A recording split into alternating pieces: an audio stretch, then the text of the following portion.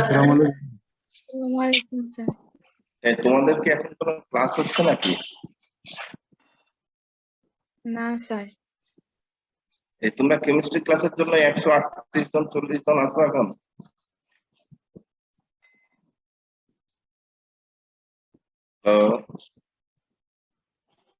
জি sir. আচ্ছা, এই যে আমরা সেটআপ প্রায় রেডি করে ফেলছি।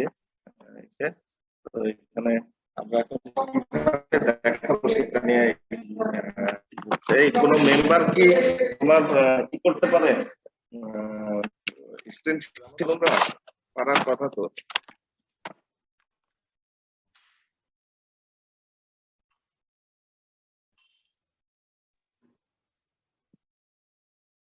স্যার আপনার কথা স্পষ্ট আসছে না। আমাদের এখানে ইন্টারনেট কানেকশন খুব স্লো। আমাদের ল্যাবের ভিতরে আমরা যে তোমাদের যে ল্যাবে তোমরা ক্লাস করতে সেখানে আসছি। তো এখানে ইন্টারনেট কানেকশন স্লো থাকার কারণে কথা যে খুব স্পষ্ট শুনতে পাবা সেটাও আমি আশা করি না। এখন এর থেকে ভালো ইন্টারনেট আমার এখানে আমি ব্যবস্থা করতে পারি না।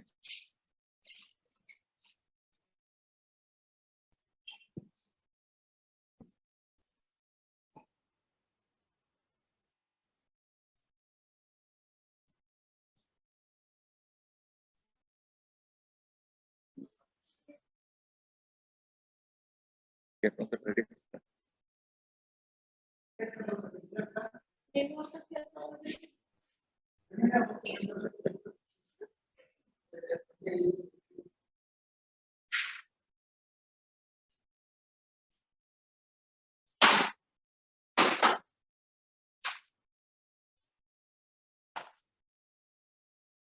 আমাকে একটা লিটমাস পেপার হবে।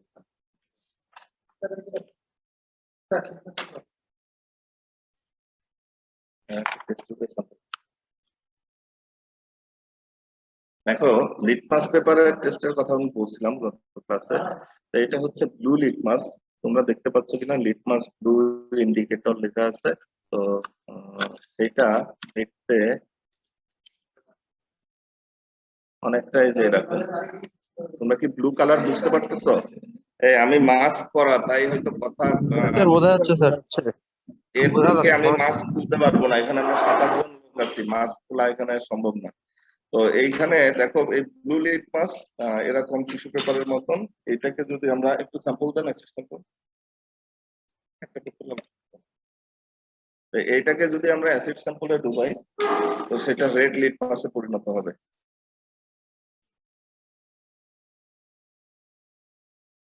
আমরা তোমাদেরকে বলছিলাম যে এরকম লিকুইড ফর্মে আমরা স্যাম্পল দিব এবং তার ভিতরে লিটমাস দেখো কি হয়। আমি স্যাম্পল বানানোর সাথে সাথে কালার চেঞ্জ হয়েছে। তাহলে তাহলে এই স্যাম্পলটা তাহলে অ্যাসিডিক। তাহলে অ্যাসিডিক হলে কি কি স্যাম্পল হইতে পারে? লিটমাস পেপার টেস্টে তোমাদেরকে আমি যে ম্যানুয়ালটা দিচ্ছি, যে সেখানে তোমার যে কার্বক্সিলিক অ্যাসিড আছে অথবা ফেনল হইতে পারে। তা আমরা আজকে কার্বক্সিলিক অ্যাসিড নিয়ে আলাপ করতেছি। তো কার্বক্সিলিক অ্যাসিড গুলো যেহেতু অ্যাসিডিক, সে এই লিটমাস পেপারের কালার চেঞ্জ করতে পারে। এখন এই যে আমার এটা কিন্তু এখন লাল লিটমাস হয়ে গেছে। তাহলে লাল লিটমাস আর এক সাইডে নীল লিটমাস। তো আমরা এটাকে দিয়ে যদি কোনো বেসিক থাকতো তাহলে সেটাকেও আমরা টেস্ট করতে পারতাম। তো আমার এখানে একটা রাজু সোডিয়াম কার্বনেটের কন্টেন্ট।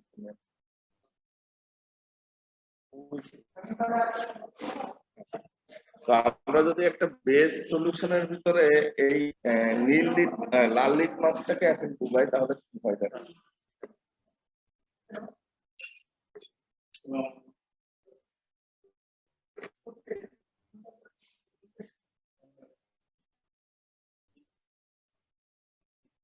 এই যে দেখো, এই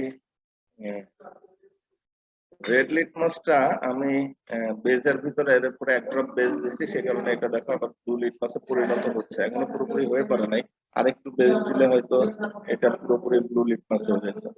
তো এই যে লিটমাস তার কালার চেঞ্জ করে, আমরা এটা দেখালাম। আসলে আমি ট্যাব নিয়ে আসছিলাম একটা, ভাবছিলাম ট্যাব দিয়ে কানেক্টেড হবে, কিন্তু ট্যাব দিয়ে আচ্ছা আমি কানেক্টেড করতে পারবো। মিটিং আইডি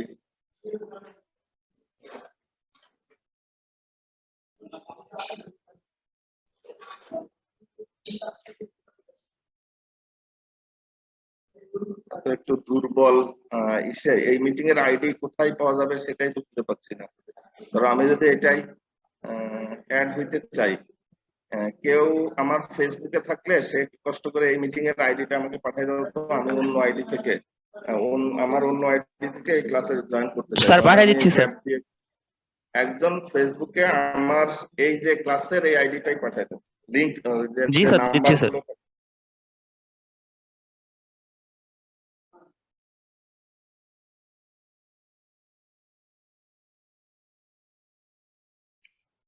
তো আমরা মোটামুটি লিটমাস পেপার টেস্ট গুলো দেখলাম। এখন যদি নিউট্রাল স্যাম্পল থাকতো তাহলে কিন্তু এই লিটমাস তার কালার চেঞ্জ করতো না। তো লিটমাস পেপার টেস্টের পরে পরে যেটা আসে যে ইভাপোরেশন টেস্ট, তোমরা যদি নোটটা দেখো, ইভাপোরেশন টেস্টের কাজ হচ্ছে যে কিভাবে পাঠাইছ।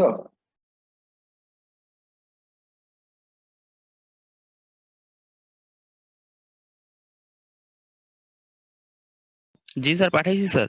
একটা আচ্ছা, আমি জয়েন করে নিই। জয়েন করে ওই যে লিটমাস পেপার ওনারা ইভাপোরেশন টেস্ট অলরেডি করতেছে, তো আমি সেখানে চলে যাব।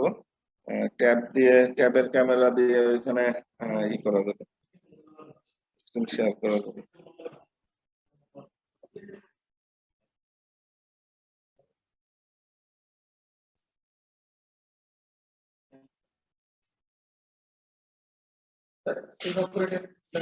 আচ্ছা, আপনারা ওইখানে রাখেন, আমি এই যে ক্যামেরা নিয়ে আসছি।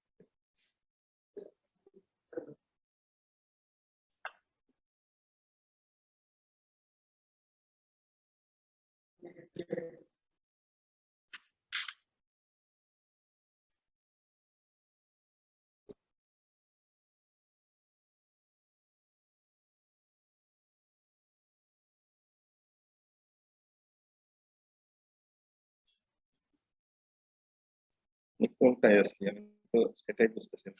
আচ্ছা,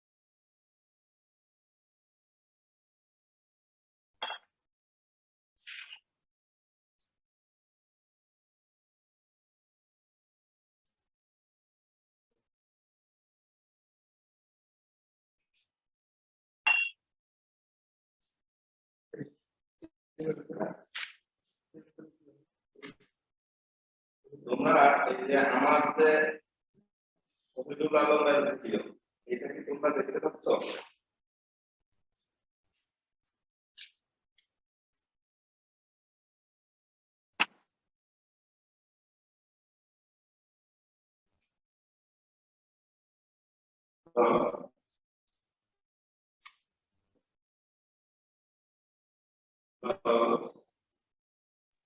নো স্যার।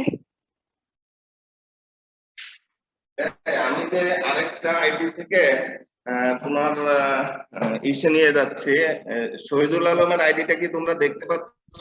জি স্যার। আচ্ছা, আমি জানি না তোমরা আমার এটা সাউন্ড শুনতে পাচ্ছ কিনা, আমি এটাই কোনো সাউন্ড পাচ্ছি না। তো আমি, তোমরা এই আইডিতে চলে যাও, মানে এই আইডিটার ভিডিওটা দেখো। আমার এই কি বলে এগ্রিকালচার লেভেল 1 এর ভিডিও আমি বন্ধ করে দিলাম। তো ডক্টর মোহাম্মদ শহীদুল আলমের এইখান থেকে দেখো আমি সাউন্ড পাও কিনা তোমরা। আমি চেষ্টা করতেছি ওটা দেখানোর জন্য। আমরা বলছিলাম যে 2 থেকে 3 মিলিলিটার 1/3 পরিমাণ, এটা আমরা 1/3 পরিমাণ শোনা যাচ্ছে না ভালো। দেখা যাচ্ছে না। স্যার দেখাও যাচ্ছে না স্যার। দেখা যাচ্ছে না। আর শোনা যাচ্ছে না। ভিডিওতে যা তোরা, ভিডিওতে ওখানে যা। দেখা যায় না, এখন তো কি দেখা যায় না। এই শোনা আচ্ছা, ওই যাচ্ছে না? যাচ্ছে তো ওই আইডি দেখা। পাস দিয়ে দিলেন, ওইখানে দেখা যাচ্ছে না? এখন হ্যাঁ, এখন দেখা যায়। হ্যাঁ স্যার দেখা যাচ্ছে। আচ্ছা, কিন্তু কথা শোনা বুঝছি না তোমার কথা। স্যার কথা শোনা যাচ্ছে, কিছু তো দেখা যাচ্ছে না।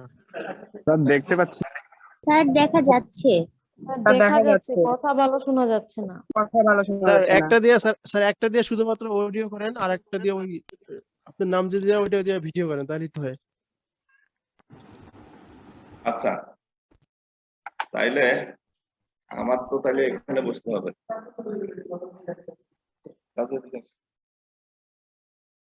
নিয়ে যাও। স্যার শহীদুল আলম যেটা দিয়ে ঢুকেছিলেন ওটার অডিও কানেক্টেড করা হয়নি, সেই জন্য শোনা যাচ্ছিল না। ও, এটা কি মিউট করা রয়েছে? স্যার ডিসকানেক্টেড ছিল অডিও।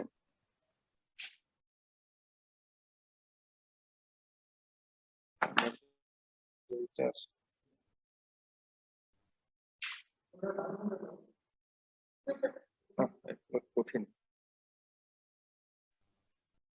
একসাথে করো।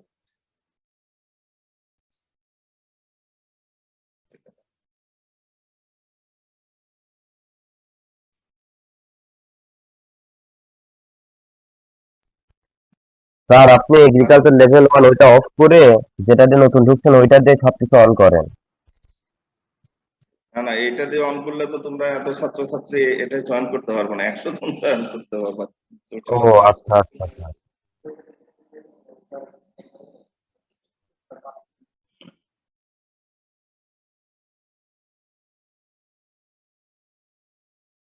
তুমি এটা নিয়ে যাও।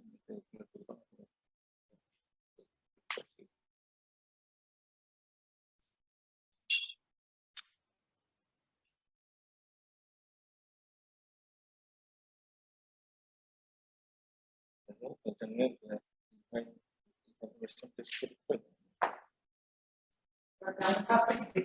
হ্যাঁ, আরো কাছে নাও, রাজু আরো কাছে।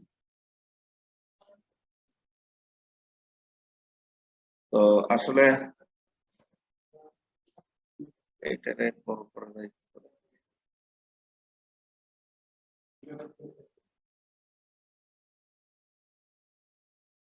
আমরা যদি ওইটাকে স্পিকার আনতে চাই কিভাবে করা লাগবে সেটাও তো বুঝতেছি না। মেক কো-হোস্ট।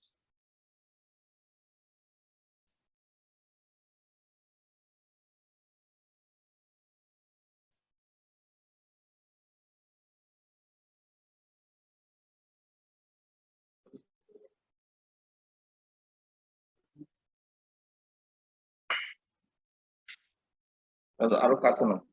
তো দেখো এখানে আমাদের, জানি না তোমরা দেখতে পাচ্ছ কিনা, আমার স্ক্রিনে আসলে আমি দেখতে পাচ্ছি না। আমি ঘোলাটে আসতেছে। স্যার একটু ঘোলাটে আসতেছে। স্যার দেখা পাচ্ছি না। দেখা যাচ্ছে স্যার, সমস্যা নেই। আচ্ছা, তো এই 45 ডিগ্রি অ্যাঙ্গেলে এটা দেখা যাচ্ছে কিনা যে 45 ডিগ্রি অ্যাঙ্গেলে তোমার বাঁকা করে আমরা কন্টিনিউয়াস চেকিং এর মাধ্যমে দেখো ফ্লেমের উপরে রাখা হয়েছে। এই নিচে এটা বার্নারের উপরে তোমার এটা দেখা যাচ্ছে। এইবার আমি একটু দেখতে পাচ্ছি, আরেকটু আস্তে করেন, আরেকটু আস্তে। হ্যাঁ, দেখো 45 ডিগ্রি অ্যাঙ্গেল, একটু থামান, বাঁকা করে ধরে থামান। এই 45 ডিগ্রি অ্যাঙ্গেলে তোমার বার্নারে হিট দিতে হবে। তো হিট দিলে পুরোপুরি যখন ইভাপোরেশন হয়ে যাবে তখন এটার কালার কেমন হবে বা এটা কি ধরনের অধক্ষেপ থাকবে সেটার উপরে আসলে ভিত্তি করে আমরা বলতে পারবো এটা সলিড অ্যাসিড ছিল না এটা লিকুইড ফর্মে আমরা বাজার থেকে কিনে নিয়ে আসছিলাম। তো তোমাদেরকে আমরা এইরকম বোতল থেকে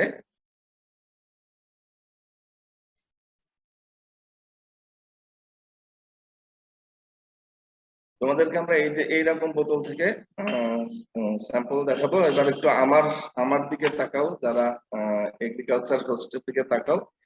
এইরকম বোতল থেকে আমরা লিকুইড স্যাম্পল দিব, কিন্তু এটা সলিড না লিকুইড ছিল আগে অরিজিনালি সেটা জানার জন্য তোমাকে অবশ্যই ইভাপোরেশন টেস্ট করতে হবে। তো একটা ইভাপোরেশন টেস্ট কমপ্লিট হয়েছে, রেসিডিউ করছে।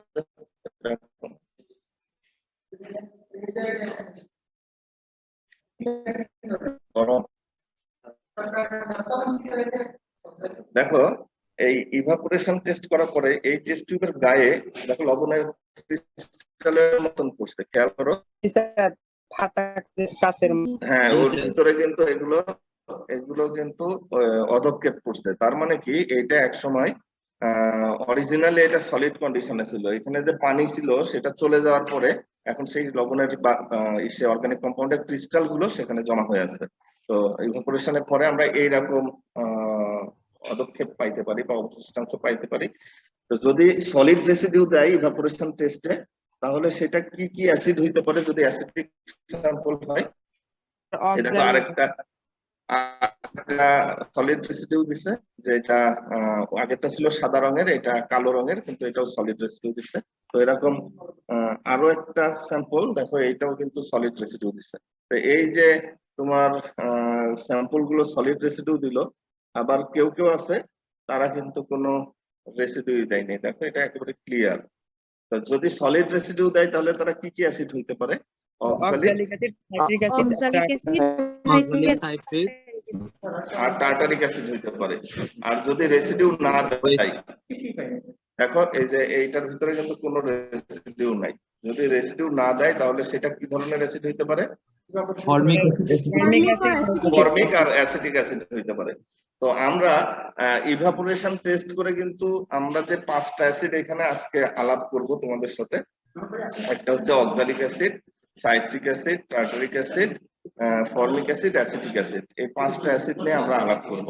তো এই 5টা অ্যাসিডকে আমরা ইভাপোরেশন টেস্ট করে কিন্তু আলাদা করে ফেলতে পারি 2টা গ্রুপে। খেয়াল করো যে একটা লিকুইড ফর্মে আর একটা সলিড ফর্মে। বুঝছো কিনা তোমরা যে শুধু ইভাপোরেশন টেস্ট করে আমরা 2 ভাগে ভাগ করে ফেললাম, একটা হচ্ছে লিকুইড অ্যাসিড আর একটা সলিড অ্যাসিড। তাহলে সলিড অ্যাসিড গুলো সলিড রেসিডিউ দিল, আর লিকুইড অ্যাসিড গুলো এখানে কোনো রেসিডিউ দিল না। তো তার ভিতরে আমরা যদি এখন প্রথম যে অ্যাসিডটা, যে আমরা প্রথমে আলাপ করব যে তোমার অক্সালিক অ্যাসিড, এই 1 নম্বরে অক্সালিক অ্যাসিড না, আচ্ছা অক্সালিক অ্যাসিডটা নিয়ে আলাপ করব। তো অক্সালিক অ্যাসিডটা আসলে ক্যালসিয়াম অক্সালেট হিসেবে কচুর ভিতরে থাকে বা কামরাঙ্গার ভিতরে থাকে, এই ধরনের কম্পাউন্ডের, এই ধরনের অর্গানিক সোর্স থেকে আমরা অক্সালিক অ্যাসিড পেয়ে থাকি। তো অক্সালিক অ্যাসিড গুলো যখন ক্যালসিয়াম অক্সালেট ফর্মে থাকে তখন সেগুলো কিন্তু পিনের মতন থাকে, যে কারণে কচু খাইলে গলা চুলকায়। এটা ভাইবাতে জিজ্ঞেস করে যে অক্সালিক অ্যাসিড কোথায় পাওয়া যায়। বেসিক্যালি অ্যারোয়েডস বা কচু জাতীয় যত উদ্ভিদ আছে সেগুলোর মূলে পাওয়া যায়, পাতাতেও পাওয়া যায়, এবং কামরাঙ্গার ভিতরেও কিন্তু প্রচুর অক্সালিক অ্যাসিড পাওয়া যায়, কামরাঙ্গা জাতীয় যে টক ফলগুলো আছে। তো এসবের ভিতরে সুবিধা যেটা, যে অক্সালিক অ্যাসিড আসলে বিষাক্ত কিনা। অক্সালিক অ্যাসিড বিষাক্ততার ক্ষেত্রে আমরা ওই যে হ্যাজার্ডাস সিম্বলের কথা আমরা বলছিলাম, মনে আছে কিনা? তো অক্সালিক অ্যাসিড এই যে ইরিটেন্ট, এটা যদি তোমার মিউকাস মেমব্রেনে যে জড়ো হয় তাহলে সেখানে কিন্তু চুলকানি তৈরি করতে পারে। এই কারণে কিন্তু কচু খাইলে গলা চুলকায়, আবার তেঁতুল খাইলে সেই গলা চুলকানি একটু কমে যায়, বা লেবু বা টক জাতীয় জিনিস খাইলে। কারণ তখন আবার এই অক্সালিক অ্যাসিডের যে ক্যালসিয়াম অক্সালেটটা সেটা আবার সলিউবল হয়ে অক্সালিক অ্যাসিড ফর্মে চলে আসে। তাই অক্সালিক অ্যাসিড যখন ক্যালসিয়াম ফর্মে থাকবে, ক্যালসিয়াম অক্সালেট ফর্মে, তখন সেটা আসলে আমাদের মিউকাস মেমব্রেনে লাগলে সেখানে কাটার মতন দিতে থাকবে বলে সেখানে চুলকাইতে থাকবে। তো আমাদের অর্গানিক স্যাম্পল গুলোর, অ্যাসিড স্যাম্পল গুলোর ভিতরে একটা স্পেশাল টেস্ট ছিল ডেনিক্স রিএজেন্ট টেস্ট। তো তোমরা গতদিন ডেনিক্স রিএজেন্ট টেস্ট আসলে বুঝতেছিল না, আমি যেটা খেয়াল করলাম যে দেওয়ার সাথে সাথে অদক্ষেপ। আবিদ ভাই 5টা স্যাম্পল রেডি করেন, 5টা একসাথে ডেনিক্স করবেন। স্যার ক্যালসিয়াম অক্সালেট স্যার, এটা তো ক্ষার না? 5টার ভিতরে স্যাম্পল নেন, নিয়ে কি দেন। তো আমরা এখন সেই ডেনিক্স রিএজেন্ট টেস্ট করব। তোমাদের মনে থাকার কথা যে ডেনিক্স ছিল হচ্ছে মার্কারি অক্সাইড, সেটার একটা সলিউশন। তো আমরা যদি স্ক্রিনটা শেয়ার করি, তোমরা স্ক্রিন শেয়ার কিভাবে করে সবকিছু ভুলে গেছি।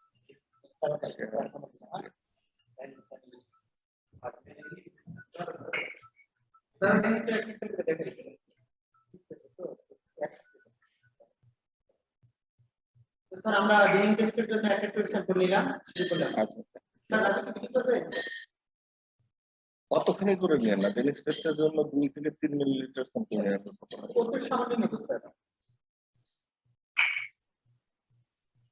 স্যার তাহলে আমরা যে ডিএনএ টেস্টের জন্য প্রথম একটা স্যাম্পল নিলাম ওইখান থেকে বুঝতো না তার আমাদের কাছে। আপনি বললে একটা করবেন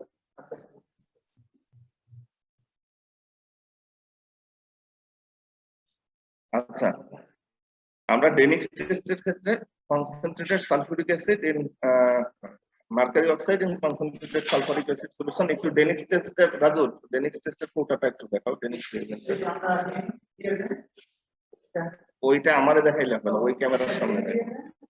তো তোমরা একটু আমার আরেকটা ক্যামেরা যেটা চলতেছে ওইটার ভিতরে চলে যাও। এই যারা চ্যাট বক্সে এখন যা লিখছো আমার পক্ষে এখন দেখা সম্ভব না, তোমরা চ্যাটে কি করতেছো। তো আমরা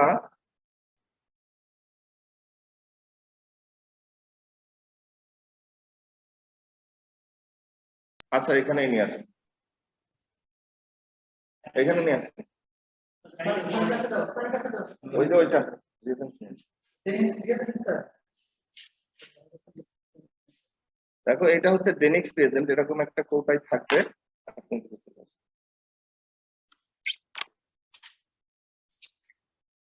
তো এইটা আমরা 2 থেকে 3 মিলিলিটার, আমি কেনে অ্যাঙ্গুলার 1 পার পরিমাণ বলছিলাম, এটা আরেকটু বেশি নেওয়া হয়েছে। এরকম একটা অ্যাসিড স্যাম্পলের ভিতরে যদি আমরা ডেনিক্স রিয়েজেন্ট দিয়ে দিই এইভাবে গ্লাস রডে করে পাইপে করে নিয়ে যদি দেই, তাহলে দেখো কোনো পদক্ষেপ করছে কি সাথে সাথে ইমিডিয়েট পদক্ষেপ করছে, খেয়াল করো। যদি ইমিডিয়েট হোয়াইট প্রিসিপিটেট পড়ে Immediate তাহলে এটা কি পড়তেছে। অ্যাসিড হইতে পারে? Oxalic acid. দেখো এখানে কি লেখা আছে, যদি ইমিডিয়েট হোয়াইট প্রিসিপিটেট পড়ে তাহলে অক্সালিক অ্যাসিড হইতে পারে। এখন আমি এই অক্সালিক অ্যাসিড এখানে রাখলাম। এবার আরেকটা স্যাম্পল দেখি যে এটাই ডেনিক্স রিয়েজেন্ট কই।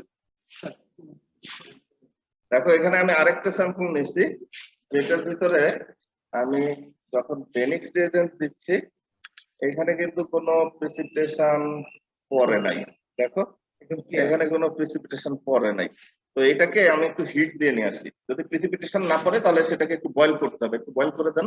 তো বয়েল করার পরে যদি এটাই পদক্ষেপ করে তাহলে কি হবে? Formic acid. এটা আমি আনছিলাম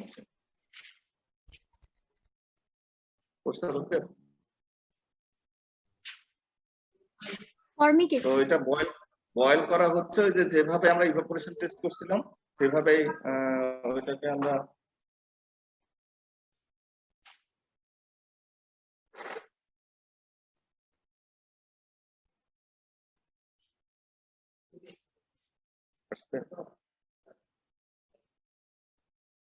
এটা কত নাম্বার দিচ্ছেন? আচ্ছা দেখো এটা বয়েল করার পরে এটাই কিন্তু কিছু আসে নাই, বয়েল করার পরেও কিছু আসে নাই। তাহলে আমি একটু গন্ধ শুকে দেখি। ভিনেগারের গন্ধ আসলে আমি না আটকানো, ভিনেগারের গন্ধ পাওয়া যাচ্ছে না। তো কি করতে হবে এটাকে? যদি পটাশিয়াম পারম্যাঙ্গানেট। তাহলে এই হচ্ছে পটাশিয়াম পারম্যাঙ্গানেট। আমরা পটাশিয়াম পারম্যাঙ্গানেট সলিউশন দিয়ে দেখি কি হয়। পটাশিয়াম পারম্যাঙ্গানেট দিতে হবে। পটাশিয়াম পারম্যাঙ্গানেট দিচ্ছি, 2 বার দিলাম কিন্তু কালার নাই, চলে গেছে। তাহলে পটাশিয়াম পারম্যাঙ্গানেটের পিঙ্ক কালার ডিসঅ্যাপিয়ার করে এবং সলিউশন বিকাম ক্লিয়ার। তাহলে এটা কি হইতে পারে? তাহলে এটা টার্টারিক অ্যাসিড। তো এই যে এটা টার্টারিক অ্যাসিড হইতে পারে। এবার আরেকটা দেন।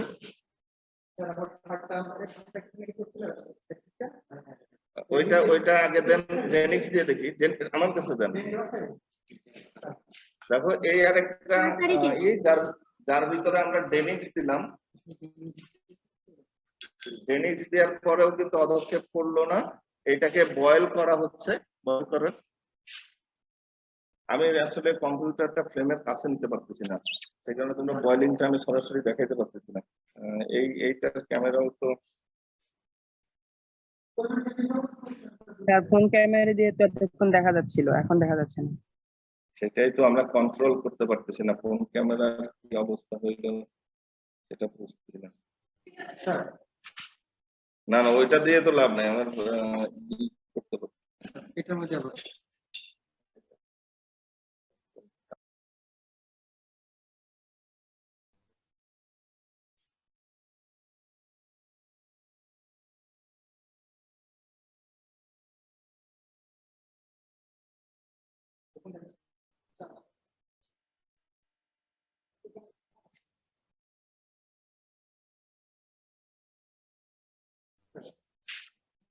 স্যার দিয়ে আমরা এটা কি বয়েল করছি, বয়েল করছি এখন স্যার এখানে।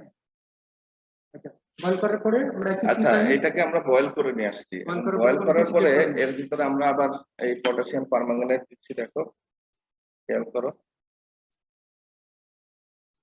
পটাশিয়াম পারম্যাঙ্গানেট দিলাম, পটাশিয়াম পারম্যাঙ্গানেটের পিঙ্ক কালার কিন্তু চলে যাচ্ছে, খেয়াল করো পিঙ্ক কালার কিন্তু চলে গেছে, কিন্তু সলিউশন বিকাম ডার্বি, খোলা একটা সলিউশন তৈরি হয়েছে। Citric acid.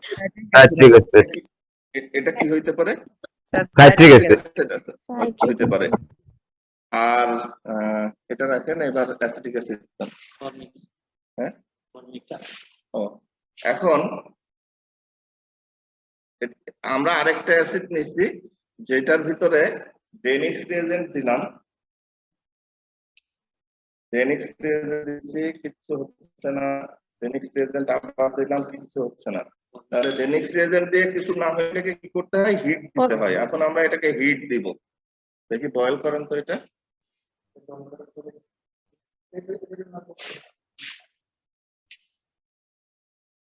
আপনাকে ইন্টারলেশন শেষ করছেন? ইন্টারলেশন করে ফেলেন,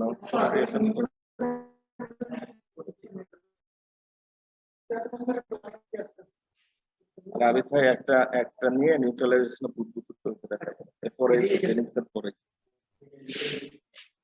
যে কোনো একটা নেন, একটা নিয়ে আসছে বুঝতে পারছেন।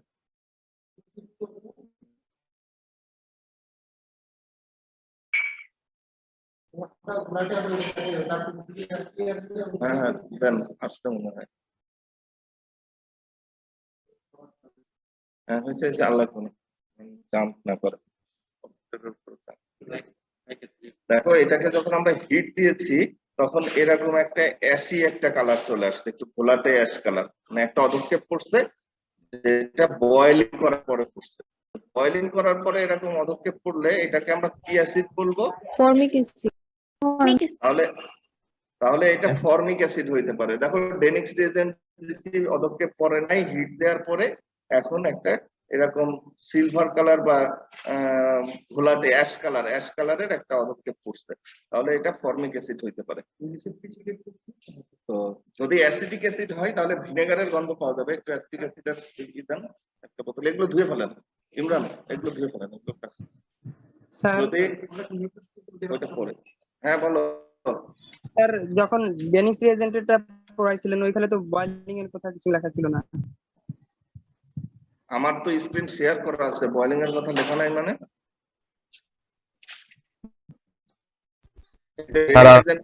ডেনিক্স রিয়েজেন্টের এই যে এখানে দেখো লেখা আছে, অবজার্ভ দি ফলোইং চেঞ্জের পরে sample solution Deniges reagent immediate white precipitate oxalic acid precipitate after boiling formic acid no precipitate after boiling but smell of vinegar acetic acid. Boiling এর কথা লেখা নাই মানে তুমি তো নোটটাই পড়ো নাই।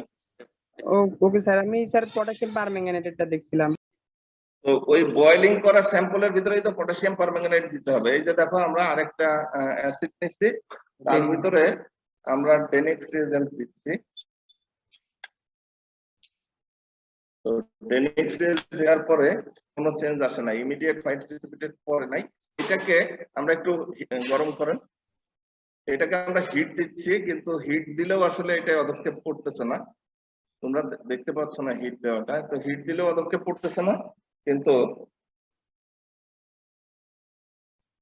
কত হিট গরম হলে হিট দিয়ে অধক্ষেপ করতেছে না, কিন্তু আমরা এখন যখন পটাশিয়াম পারম্যাঙ্গানেট অ্যাড করবো এই বয়েল করা স্যাম্পলটার ভিতরে,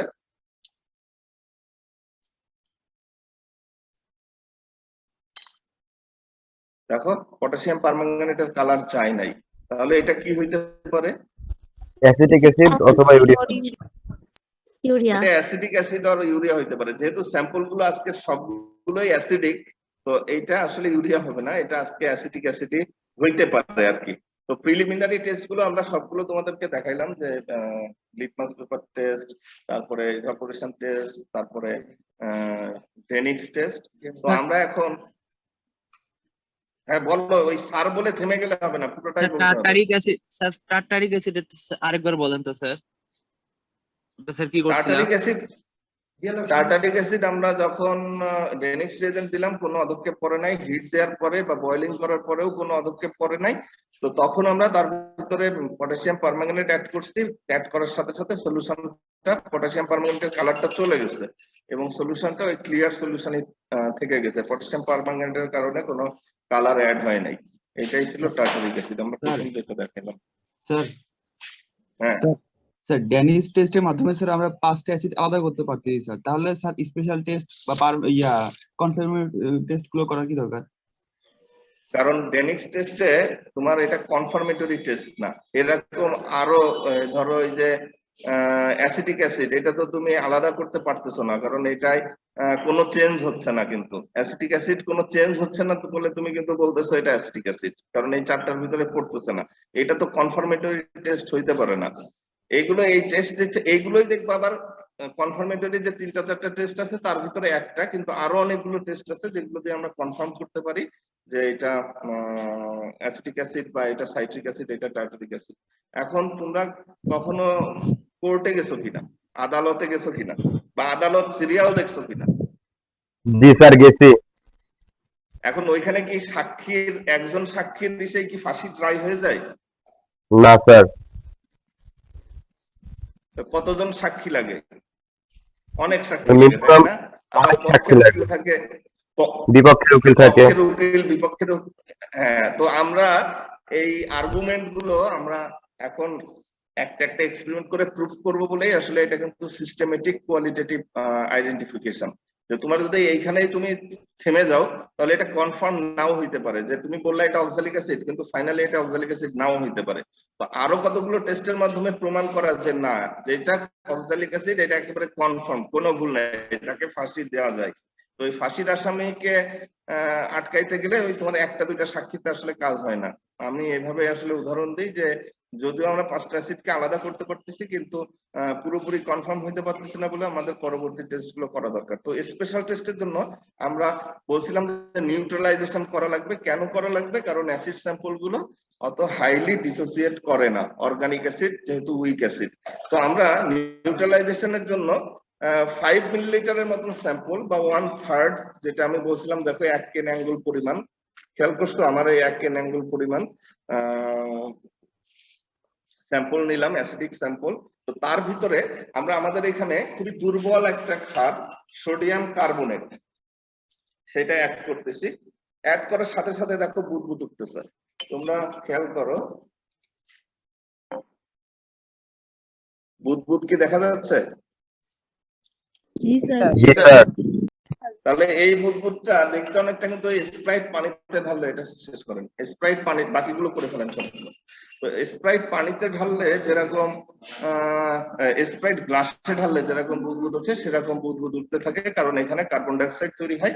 সেই কার্বন ডাইঅক্সাইডটা ততক্ষণই তৈরি হবে যতক্ষণ না তোমার এই শেষ হবে, কি বলে নিউট্রালাইজেশন রিঅ্যাকশন শেষ হবে। কারণ আমাদের এটা পিএইচ অ্যাসিডিক, আমরা এর সাথে অ্যালকালি যোগ করতেছি, পিএইচ যখন 7 হবে তখন এটা নিউট্রাল। তো সেই নিউট্রালাইজেশনের দিকে আমরা কখন পৌঁছাবো? যখন এই বুদবুদ ওঠা শেষ হবে, মানে রিঅ্যাকশন বন্ধ হয়ে গেছে, তারপরে আর ক্ষার অ্যাড করলেও তোমার সেখানে আর কোনো রিঅ্যাকশন হবে না বলেই তোমার কার্বন ডাইঅক্সাইড বের হবে না। তো নিউট্রাল হইলে আমরা বুঝবো কিভাবে? আমরা তার ভিতরে আবার লিটমাস পেপারে অ্যাড করবো। লিটমাস পেপারে অ্যাড করার পরে যদি কালার চেঞ্জ না হয় তাহলে আমরা কিন্তু মোটামুটি কনফার্ম যে সেটা নিউট্রাল সলিউশন। দেখো এখানে আমাদের 1 কর পরিমাণ ছিল, তারপরে আমরা আরো ক্ষার যোগ করছি, এখন অনেকখানি বেড়ে গেছে। তো এর ভিতরে আমরা যদি নীল লিটমাস অ্যাড করি দেখো কি হয়। দেখো নীল লিটমাস অ্যাড করছিলাম, সে কিন্তু তার কালার চেঞ্জ করে নাই। এখন লাল লিটমাস, এটাতে একটু লাল করে নিয়ে আসুন তো। ওই বেজের দোকান তাহলে লাল, অ্যাসিডের দোকান দেখলাম তো। তো এই যে স্যাম্পলটা, এইটা তোমাদেরকে আমরা 3টা টেস্ট টিউব দিব এরকম। তো একটার ভিতরে এটা করে দেখো, আমি অনেকখানি করছি, এখানে প্রায় 10 ml এর মতন আছে। এটা কিন্তু আমরা ফেলে দিব না, কারণ এইটা দিয়ে আমার পরবর্তী সবগুলো টেস্ট করা লাগবে। তো প্রতিবার যেহেতু আমরা নিউট্রালাইজেশন করব না, তো আমরা দেখো এই যে একটা লাল লিটমাস, এটাকে এখন ডুবাই দেখি যে এটা নীল হয় কিনা। দেখো লাল লিটমাস ডুবাইলাম, এটা কিন্তু নীল হয় নাই। লাল লিটমাস নীল হইলো না মানে এটা নিউট্রাল হয়েছে। তাহলে এই স্যাম্পলটার ভিতরে এখন অ্যাসিডও নাই, বেজও নাই, এখন এটা লবণ হিসেবে আছে। এখন লবণের বৈশিষ্ট্য কি? অর্গানিক সল্টের লবণ, সেটা একটা শক্তিশালী লবণ এবং সেটা কমপ্লিটলি ডিসোসিয়েট করবে। তাহলে ওইখানে তোমার যদি অক্সালিক অ্যাসিড থাকে, তাহলে যেহেতু সোডিয়াম কার্বনেট ব্যবহার করছি আমরা, তাহলে ওইটা হয়ে যাবে সোডিয়াম অক্সালেট। যদি টার্টারিক অ্যাসিড থাকে তাহলে হয়ে যাবে সোডিয়াম টার্টারেট, যদি সাইট্রিক অ্যাসিড থাকে সোডিয়াম সাইট্রেট। তো এই ধরনের পরিবর্তনগুলো হবে এবং এটা অবশ্যই করতে হবে অ্যাসিড স্যাম্পলের জন্য, যেহেতু এই silver nitrate test, ferric chloride test, calcium chloride test বা যে স্পেশাল টেস্ট গুলো আছে, এগুলো সম্ভব হবে না যদি আমরা সরাসরি অর্গানিক অ্যাসিড ব্যবহার করি, কারণ অর্গানিক অ্যাসিড গুলো আমাদের পানিতে খুব কম মাত্রায় বিয়োজিত হয় বা ডিসোসিয়েট খুব কম করে। তো আমরা এই স্পেশাল টেস্ট এখন শুরু করব। আপনারা সবগুলো নিউট্রালাইজেশন করতে করতে ধরো 5 মিনিট লাগবে, এই ফাঁকে আমি আরেকটু আলাপ করে নিই। আমরা একটু আগে অক্সালিক অ্যাসিডের সোর্সের কথা বললাম, যে অক্সালিক অ্যাসিড গুলো কামরাঙ্গা বা কচু এর ভিতরে পাওয়া যায়। আরেকটা জায়গায় কিন্তু অক্সালিক অ্যাসিড পাওয়া যায়, সেটা দেখবা যে আঙ্গুরের খোসার ভিতরেও কিন্তু কিছু অক্সালিক অ্যাসিড থাকে, কিন্তু সেই কারণে কিছু কিছু আঙ্গুরের খোসা দেখবা একটু গলা চুলকানো ভাব আসে বা গলা একটু অন্যরকম অনুভূতি হয়। তো আঙ্গুরের এই একটা খারাপ বৈশিষ্ট্য, যদি তাতে অক্সালিক অ্যাসিড বেশি থাকে তো সেটা দিয়ে ভালো ওয়াইন তৈরি করা যায় না। তো সেটা রোজার মাসে আমি এখন ওয়াইনের কথা আনতে চাই না। তো আমরা এরপরে অক্সালিকের পরে হ্যালো সিডার তৈরি করা যায়। আচ্ছা, সেটা পরে দেখা যাবে। আচ্ছা, এখন আমরা যদি সাইট্রিক অ্যাসিডের কথা চিন্তা করি, তো সাইট্রিক অ্যাসিড নামের সাথেই মিল আছে। সাইট্রাস জাতীয় যে ফল, লেবু জাতীয় যে ফল, শুধু কমলা লেবু না, লেবু জাতীয় যত ফল আছে সেই সাইট্রাস ফলের ভিতরে স্পেশাল একটা অ্যাসিড থাকে, যেটাকে আমরা বলি সাইট্রিক অ্যাসিড। তো সেই সাইট্রিক অ্যাসিডটা লেবু জাতীয় ফলেই পাওয়া যায় এবং এইটা কিন্তু আমাদের খাবারে আর্টিফিশিয়ালি আমরা ব্যবহার করি। তো সাইট্রিক অ্যাসিড সলিড ফর্মে আমরা বাজার থেকে কিনতে পারি এবং এটা ধরো যত চানাচুর, চিপস বা জুস এর ভিতরে কিন্তু আমরা এটা মিশিয়ে দিই খাবারে টক স্বাদ আনার জন্য বা ফ্লেভার গুলো অ্যাড করার জন্য। ধরো ম্যাঙ্গো জুসের, অরেঞ্জ জুসের ভিতরে, ম্যাঙ্গো জুসের ভিতরে, বা তুমি যদি রুচি চানাচুর বা বোম্বে সুইটসের চানাচুরের বা চিপসের প্যাকেট দেখো, এখানে উপাদানে দেখবা সাইট্রিক অ্যাসিড দেওয়া আছে। যে টক টক একটা ভাব আসে, এটা কিন্তু সাইট্রিক অ্যাসিড দিয়ে অ্যাড করলে এটা আসে। তো সাইট্রিক অ্যাসিডের পরে আমরা চলে যাই যদি টার্টারিক অ্যাসিড। তো টার্টারিক অ্যাসিড আসলে তেঁতুলে পাওয়া যায়। তো তেঁতুলে টার্টারিক অ্যাসিড, তেঁতুল বা আঙ্গুরেও পাওয়া যায়। টার্টারিক অ্যাসিড আঙ্গুরেও পাওয়া যায়, আঙ্গুরের যে খোসা বিশেষ করে। তো এই টার্টারিক অ্যাসিড, অক্সালিক অ্যাসিড থাকলে তো গলা চুলকাবে, যদি টার্টারিক অ্যাসিড থাকে তাহলে কিন্তু এই আঙ্গুরটার ওয়াইন প্রডিউসার ক্যাপাসিটি, ওইটা আসলে মানে কোয়ালিটিটা অত ভালো হয় না, কারণ ওয়াইনটা তখন টক হয়ে যায়। তো সেই ক্ষেত্রে তোমার আমি জানি না ওয়াইনের স্বাদ কেমন, আসলে আমি কখনো ওয়াইন খেয়ে দেখি নাই। তো তোমরা যারা যদি কখনো খেয়ে থাকো বা ভবিষ্যতে যদি খাও, আমি আসলে এটা অন্যভাবে নিও না। তো সেই ক্ষেত্রে ওয়াইনের টেস্টটা টক হয়ে যাবে বলেই আমরা আঙ্গুরে যদি, যেহেতু তোমরা এগ্রিকালচার পড়ো, এটা জানা দরকার যে আঙ্গুরের খোসার ভিতরে যদি টার্টারিক অ্যাসিড বেশি থাকে তো সেটার ওয়াইন প্রোডাকশন খুব বেশি ভালো হবে না। এই জন্য বাজারে দেখবা যে কিছু আঙ্গুর টক আঙ্গুর, কিছু আঙ্গুর মিষ্টি আঙ্গুর। তো মিষ্টি আঙ্গুর দিয়ে তার সুগার কন্টেন্ট বেশি এবং সেখানে খুব ভালো ওয়াইন তৈরি করা যায়। আসলে আমাদের দেশে আঙ্গুর আমরা ফল হিসেবে খাই, বিদেশে কিন্তু আঙ্গুরের মেইন প্রোডাকশনই হয় আসলে অ্যালকোহল তৈরির জন্য বা ওয়াইন বা শ্যাম্পেন বা এই ধরনের অ্যালকোহল গুলো তৈরি করার জন্য তোমার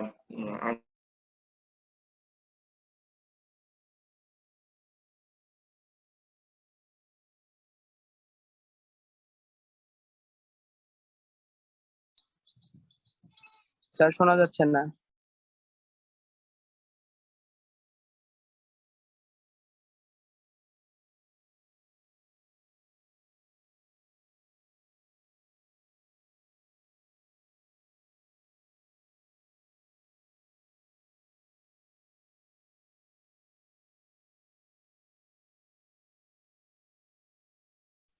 আমাদের মেইল লিংকে প্রবলেম মনে হয়, ওইটা থেকে কানেক্টই আছে।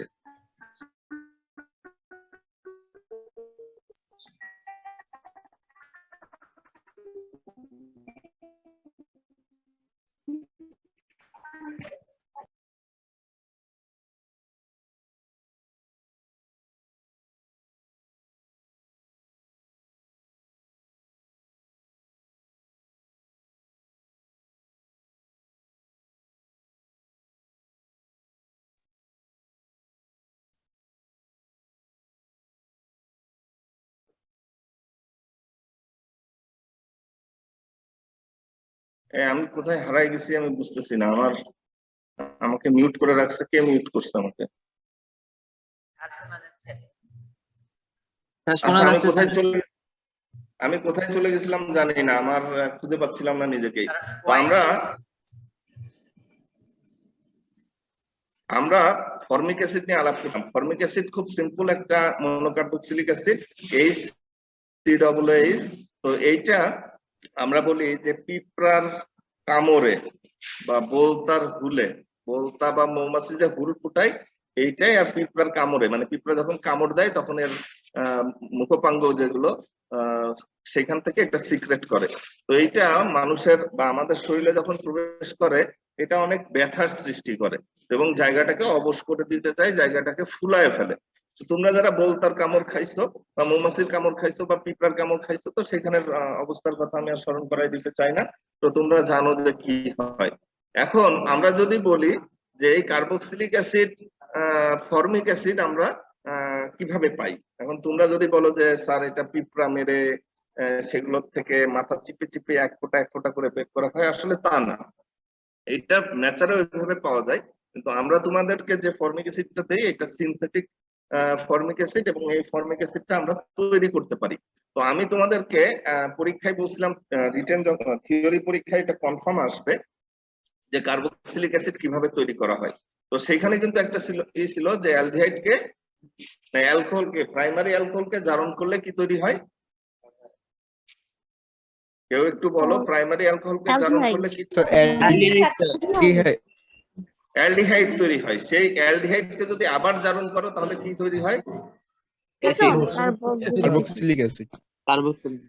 তখন কিন্তু কার্বক্সিলিক অ্যাসিড তৈরি হয়। তো এইটা কিন্তু ভাইবাতে বলতে হবে যে স্যার নেচারে পাওয়া গেলেও আমরা এটা তৈরি করে নিতে পারি। কার্বক্সিলিক অ্যাসিডকে কিভাবে তৈরি করা হয়, যে প্রাইমারি অ্যালকোহলকে জারণ করলে অ্যালডিহাইড তৈরি হয়, অ্যালডিহাইডকে জারণ করলে আমরা কার্বক্সিলিক অ্যাসিড পাই।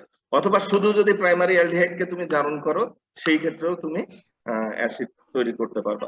তো যাই হোক, আমরা ফর্মিকের পরে অ্যাসিটিক অ্যাসিডে আসি। অ্যাসিটিক অ্যাসিড আসলে এই যত আমাদের অ্যালকোহল ইন্ডাস্ট্রি আছে, বিশেষ করে চিনির কলগুলোতে তোমরা জানো যে মোলাসেস বা চিটাগুড় একটা বাই প্রোডাক্ট হিসেবে তৈরি হয়। তোমরা কেউ চিনির কলের আশেপাশে আসছো? এখন বাসায় আসছো, তোমাদের বাসার আশেপাশে কারো চিনির কল আছে? চিনি, হ্যাঁ, ওইখানে দেখবা যে অনেক চিটাগুড় তৈরি হয় যেগুলো স্টোর করে রাখে, এবং সবসময় একটা মিষ্টি মিষ্টি গন্ধ পাওয়া যায় চিনির কল থেকে, একটা মানে অ্যালকোহল গন্ধ আসে কিনা? হ্যাঁ স্যার, অনেক বড় বড় ট্যাঙ্কি রেখে দেয়। হ্যাঁ, সেই ট্যাঙ্কে যে রেখে দেয় এগুলোকে গাজন প্রক্রিয়ায় ইস্টের মাধ্যমে ফার্মেন্টেশন করে তোমার অ্যালকোহল তৈরি করা হয়। সেই অ্যালকোহলকে আবার জারিত করে আমরা অ্যাসিটিক অ্যাসিড তৈরি করি। তো এই অ্যাসিটিক অ্যাসিড, এটার আরেকটা নাম হচ্ছে ভিনেগার, যেটা বাজারে খুব লো কনসেন্ট্রেশনের অ্যাসিটিক অ্যাসিড, যেটা যে তোমার 10% যদি অ্যাসিটিক অ্যাসিড সলিউশনে থাকে তো আমরা সেটাকে ভিনেগার বলি। এবং ভিনেগার কিন্তু তোমার কি হিসেবে ব্যবহার করা হয়, কি বলে, ভিনেগার তোমার প্রিজারভেটিভ বা খাবারের স্বাদবর্ধক হিসেবেও কিন্তু ভিনেগার ব্যবহার করা হয়। তো ইন দ্যাট কেস আসলে ভিনেগার, তোমাদের জিজ্ঞেস করা হয় যে অ্যাসিটিক অ্যাসিড কি? অ্যাসিটিক অ্যাসিড কিন্তু ভিনেগার না, ভিনেগার হচ্ছে অ্যাসিটিক অ্যাসিডের 10% জলীয়।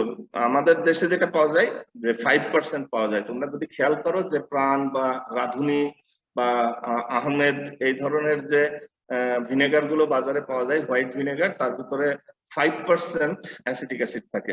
আর যদি সেটা কনসেন্ট্রেটেড অ্যাসিটিক অ্যাসিড বলে তার ভিতরে পানি থাকে না, সেটাকে আমরা বলি গ্লাসিয়াল অ্যাসিটিক অ্যাসিড। ওইটা কিন্তু বেশ করোসিভ। অ্যাসিটিক অ্যাসিড কিন্তু করোসিভ। তোমরা জানো কিনা যে অ্যাসিটিক অ্যাসিড কোনো মেটালের উপরে পড়লে সেই মেটালের একটা লেয়ার কিন্তু সে তুলে নেয়।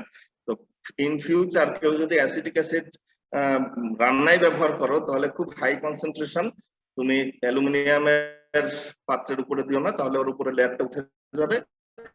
আর কারোর যদি কোনো মেটাল অবজেক্ট জং ধরে যায় বা মরিচা পরে উপরে, তো এটা যদি একটু অ্যাসিটিক অ্যাসিড দিয়ে ধুয়ে নাও তাহলে কিন্তু যে লেয়ারটা সেটা উঠে যাচ্ছে। তো আমরা সবগুলো অ্যাসিড নিয়ে মোটামুটি আলাপ করলাম। এখন আমরা স্পেশাল টেস্ট গুলো দেখবো। আবিদ ভাই, আবিদ ভাই, আবিদ ভাই, একটু কুইক ক্যালসিয়াম ক্লোরাইড টেস্ট দেখান। ওইভাবে না, 5টাই নেন, একবারে 5টা করাবেন। হ্যাঁ, 5টা টিউব নেন, এরকম আরেকটা 5টা টিউব নেন। একটা স্ট্যান্ড নেন, স্ট্যান্ডে ওইভাবে 1 2 3 4 5 5টা নেন। তো আমরা প্রথমে করব ক্যালসিয়াম ক্লোরাইড টেস্ট। তো শুধু সলিড অ্যাসিড ছাড়া, সলিড অ্যাসিড যেগুলো অক্সালিক, সাইট্রিক, টার্টারিক, সেগুলো তোমার ক্যালসিয়াম ক্লোরাইডের সাথে বিক্রিয়া করে তোমার calcium oxalate, calcium citrate, calcium tartrate এই ধরনের অধক্ষেপ তৈরি করবে। আমরা এটা কিন্তু গত ক্লাসে তোমাদের সাথে আলাপ করছিলাম। তোমরা যদি নোটটা দেখো যে ইমিডিয়েট হোয়াইট প্রিসিপিটেশন করবে তোমার আইদার অক্সালিক অ্যাসিড অথবা টার্টারিক অ্যাসিড অথবা সাইট্রিক অ্যাসিডের সাথে। অক্সালিক, সাইট্রিক, টার্টারিক আলাদা করে। অক্সালিক অ্যাসিড একটা ছোট একটা এর ভিতরে লাগবে না, আমি তো সবগুলো টেস্ট করা লাগবে। এটা ক্যালসিয়াম ক্লোরাইড। তো দেখো আমরা এখানে অক্সালিক অ্যাসিড নিয়েছি। তো অক্সালিক অ্যাসিডের সাথে কি ধরনের বিক্রিয়া করে আমি তো জানি, তোমরা জানো না, কিন্তু এই স্যাম্পলের সাথে যদি আমরা ক্যালসিয়াম ক্লোরাইড দেই, দেখো ইমিডিয়েট হোয়াইট প্রিসিপিটেশন করছে, দেখা যাচ্ছে? জি স্যার। তো এই যে ইমিডিয়েট হোয়াইট প্রিসিপিটেশন করছে, এখন নোটে কি লেখা আছে তোমাদের সামনে যদি নোটটা থাকে তাহলে দেখতে পারো, divide the precipitate into 2 parts. The precipitate is soluble in hydrochloric acid, the precipitate is insoluble in acetic acid. তাহলে আমরা এটাকে 2 ভাগে ভাগ করব। আরেকটা দেন, ওইটা লাগবে না, এটাই তো অর্ধেক থাকবে।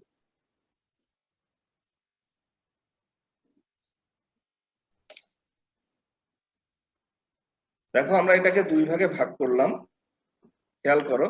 এই 2 ভাগে ভাগ করার পরে আমরা একটার ভিতরে এটা হচ্ছে হাইড্রোক্লোরিক অ্যাসিড। দেখো এটা হাইড্রোক্লোরিক অ্যাসিড। আমরা যদি এটা একটার ভিতরে দেই, দেখো অধক্ষেপ কিন্তু চলে গেছে, সলিউশন ক্লিয়ার হয়ে গেছে। বাকি অধক্ষেপ কই? এর ভিতরে এখন যদি আমরা অ্যাসিটিক অ্যাসিড দেই, এটা আমরা একটু আগে আলাপ করলাম যে ভিনেগার, অ্যাসিটিক অ্যাসিড দিলে দেখো এই যে অ্যাসিটিক অ্যাসিড দিলাম, এটা কি গেছে? না। তাহলে এটা কি হইতে পারে? দেখো অ্যাসিটিক অ্যাসিড দেওয়ার পরে এটা যায় নাই, তাহলে এটা অক্সালিক অ্যাসিড হইতে পারে। এরকম এরপরে আরেকটা অ্যাসিড দেন।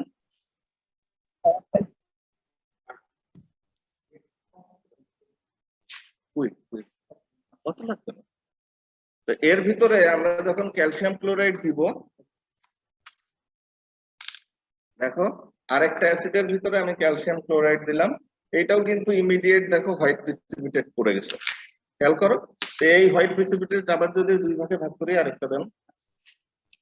এই হোয়াইট প্রিসিপিটেটটাকে যদি আমি 2 ভাগে ভাগ করে নিলাম, এই 2 ভাগে ভাগ করলাম, তো একটার ভিতরে আমরা কি দিব? হাইড্রোক্লোরিক অ্যাসিড দিব। দেখো এই যে আমি হাইড্রোক্লোরিক অ্যাসিড, দেখো এই যে কালার চলে গেছে, পদক্ষেপ ক্লিয়ার হয়ে গেছে। তাহলে হাইড্রোক্লোরিক অ্যাসিডে এটা সলিউবল হয়ে গেছে। এখন বাকি অংশে যদি আমি অ্যাসিটিক অ্যাসিড দেই তাহলে কি হবে?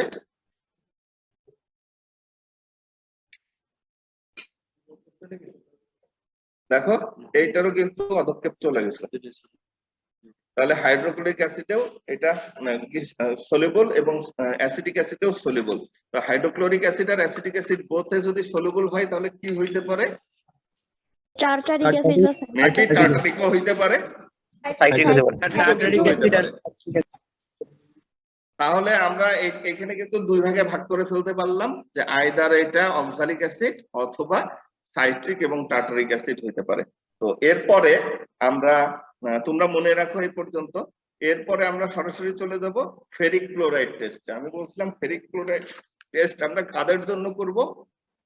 যে অ্যাসিড গুলো লিকুইড অ্যাসিড ছিল তো সেগুলোকে আমরা ফেরিক ক্লোরাইড টেস্টে করব। এখন লিকুইড অ্যাসিড ছিল অ্যাসিটিক অ্যাসিড আর ফর্মিক অ্যাসিড। তো আমরা কি করব, 2 থেকে 3 মিলিলিটার নিউট্রাল স্যাম্পল নিব।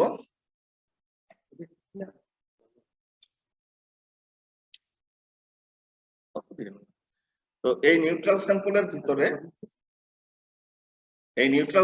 ভিতরে আমরা যদি ফেরিক ক্লোরাইড অ্যাড করি, তো ফেরিক ক্লোরাইডটা একটু হলুদ রঙের, তো সেটাকে যদি আমরা অ্যাড করি দেখো কি হয়।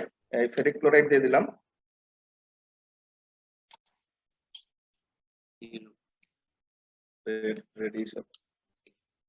দেখো এই ফেরিক ক্লোরাইড দেওয়ার পরে একটা রেডিশ কালার চলে আসছে। এইটা ফেরিক ক্লোরাইডটা ছিল একেবারে ইয়েলো, আমি যখন অ্যাড করছি তখন একটা রেডিশ কালার আসছে। তো এইটা কি হইতে পারে? Radish colour maybe formic or acetic acid হইতে পারে। তো এইটা ছিল ফর্মিক অ্যাসিড। আমি একটু অ্যাসিটিক অ্যাসিড দিয়েও টেস্ট করে দেখি, আরেকটা দেন।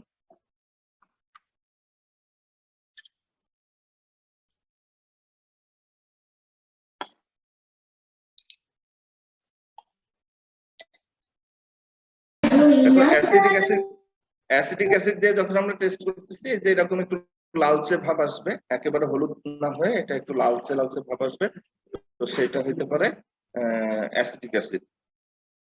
আচ্ছা, এর সাথে এখন যদি আমি হাইড্রোক্লোরিক অ্যাসিড মিশাই তাহলে এই কালারটা yellow, red colour turns yellow হয় hydrochloric acid solution is added. HCl কোথায়? তাহলে দেখো এর সাথে যদি আমি এখন HCl মিশাই তাহলে এই কালারটা চলে যায় কিনা। আমি HCl মেশাচ্ছি,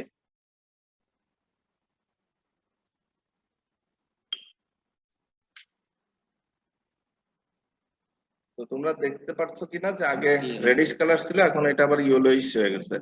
তো ওইটাই একটু মেশান, আরেকটা ছিল না ওটা ফেলে দিয়েছেন। আচ্ছা, আর দরকার নেই তাহলে। তো এরকম ইয়েলোইশ কালার হবে, তাহলে এটা তোমার ফর্মিক অথবা অ্যাসিটিক অ্যাসিড হইতে পারে। কারণ ফেরিক ক্লোরাইড টেস্ট শেষ, এখন যেটা ইম্পর্টেন্ট আর একটা টেস্ট সিলভার নাইট্রেট টেস্ট। এই টেস্টটা দিয়ে কিন্তু আমরা আবার ওই আলাদা করে ফেলতে পারি। এই সিলভার নাইট্রেট টেস্ট করার পরে মোটামুটি বোঝা যায় যে তোমার কোনটা তুমি পাচ্ছ। তো আমাদের কি করতে হবে, আবার ওই সবগুলো স্যাম্পলের 2 থেকে 3 মিলিলিটার করে নিউট্রাল স্যাম্পল নিতে হবে। আমরা যেটা নিউট্রাল স্যাম্পল তৈরি করে রাখছিলাম বুধবার লাস্টে, তো নিউট্রাল স্যাম্পলের ভিতরে এরকম বোতলে আছে আমাদের সিলভার নাইট্রেট। তো নিউট্রাল সলিউশনের ভিতরে আমরা যদি সিলভার নাইট্রেট অ্যাড করি,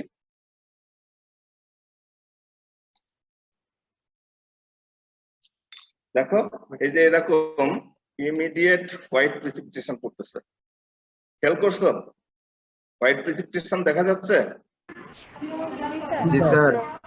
আচ্ছা, হোয়াইট প্রিসিপিটেশন আমরা এখন কি করতে হবে, নোটে যদি তোমরা পড়ে দেখো হোয়াইট প্রিসিপিটেশনটাকে 2 ভাগে, হ্যাঁ বলো কি?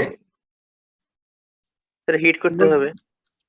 হ্যাঁ, 2 ভাগে ভাগ করতে হবে এটাকে। তো 2 ভাগে আমরা এটাকে ভাগ করে নিলাম, ভাগ করে নিয়ে 1 ভাগকে হিট করতে দিব। এটা একটু বয়েল করে দেন।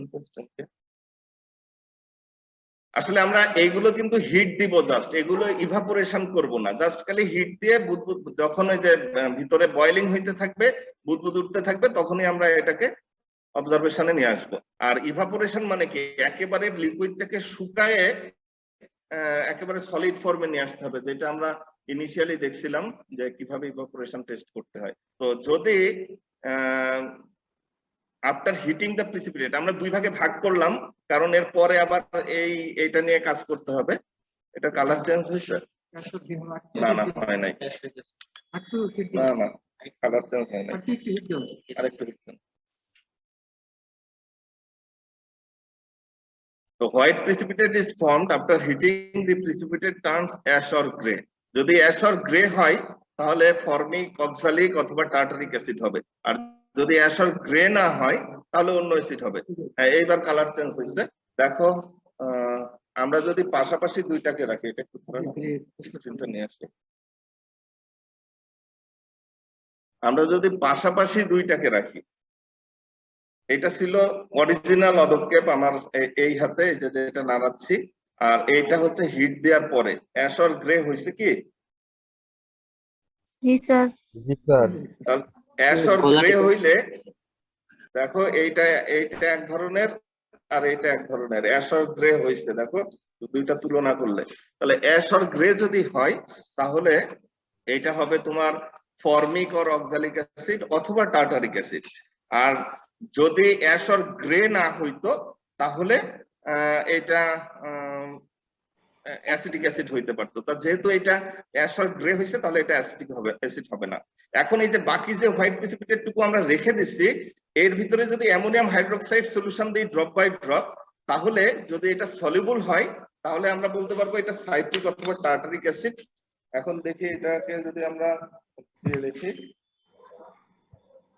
হ্যাঁ সলিউবল হইলো, এটা সাইট্রিক টার্টারিক, আর উপরেও দেখো মেবি ফর্মিক, অক্সালিক অথবা টার্টারিক অ্যাসিড। তাহলে আমরা কিন্তু এখান থেকে তোমার মোটামুটি একটু কনফিউজড হয়ে গেছি যে এটা অ্যাশ অর গ্রেও হইলো, আবার অ্যামোনিয়াম হাইড্রোক্সাইডের সলিউশনে সলিউবলও হইলো, কিন্তু এটাই কিন্তু ওই যে does not turn ash or grey on boiling, এইটা হইলো না। মাঝখানে যেটা আছে দেখো এই যে অ্যাসিটিক অ্যাসিড অবশ্যই না এটা, তাহলে অ্যাসিটিক অ্যাসিড বাদ দিয়ে আর বাকি সবগুলো হইতে পারে।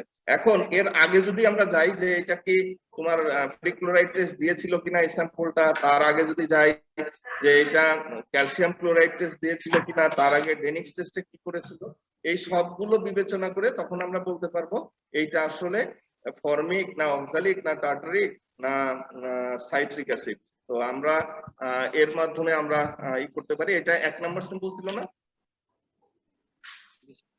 তাহলে 1 নম্বর স্যাম্পল আমি জানি এটা অক্সালিক অ্যাসিড। তাহলে এখানে আমার এই যে সিলভার নাইট্রেট টেস্ট করলাম তার মাধ্যমে আমি এটা বলতেছি এটা ফর্মিক অ্যাসিড অথবা অক্সালিক অ্যাসিড অথবা টার্টারিক অ্যাসিড অথবা সাইট্রিক অ্যাসিড অথবা টার্টারিক অ্যাসিড, এই এতগুলো আমরা বলতেছি। এর ভিতরে আমি কিন্তু এখান থেকে কনফার্ম বলতে পারতেছি না এটা কোন অ্যাসিড। কিন্তু এইটা যখন আমার এই স্যাম্পলটাই ক্যালসিয়াম ক্লোরাইড টেস্ট করছিলাম তখন কিন্তু আলাদা হয়েছিল। কিভাবে?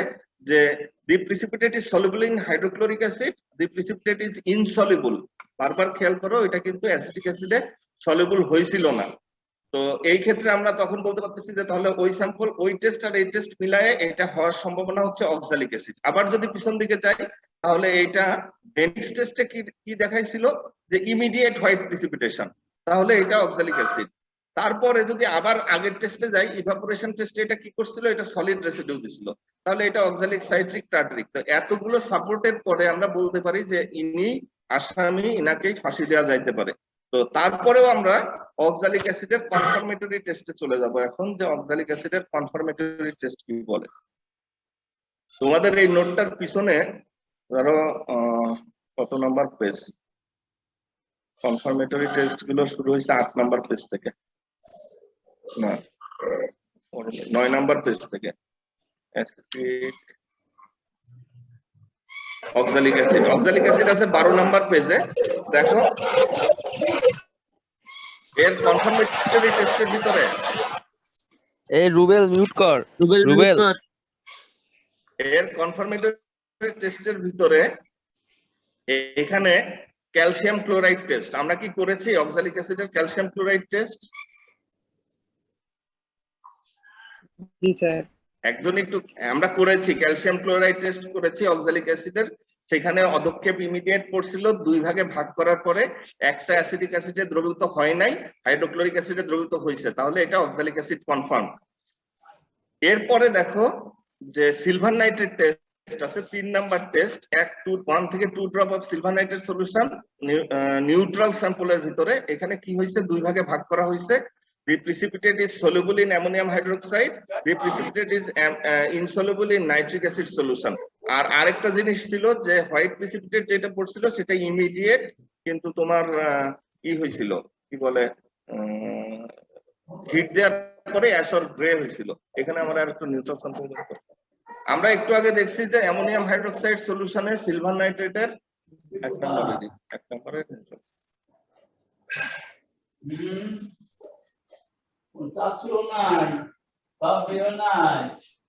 সমনা মিউট কর।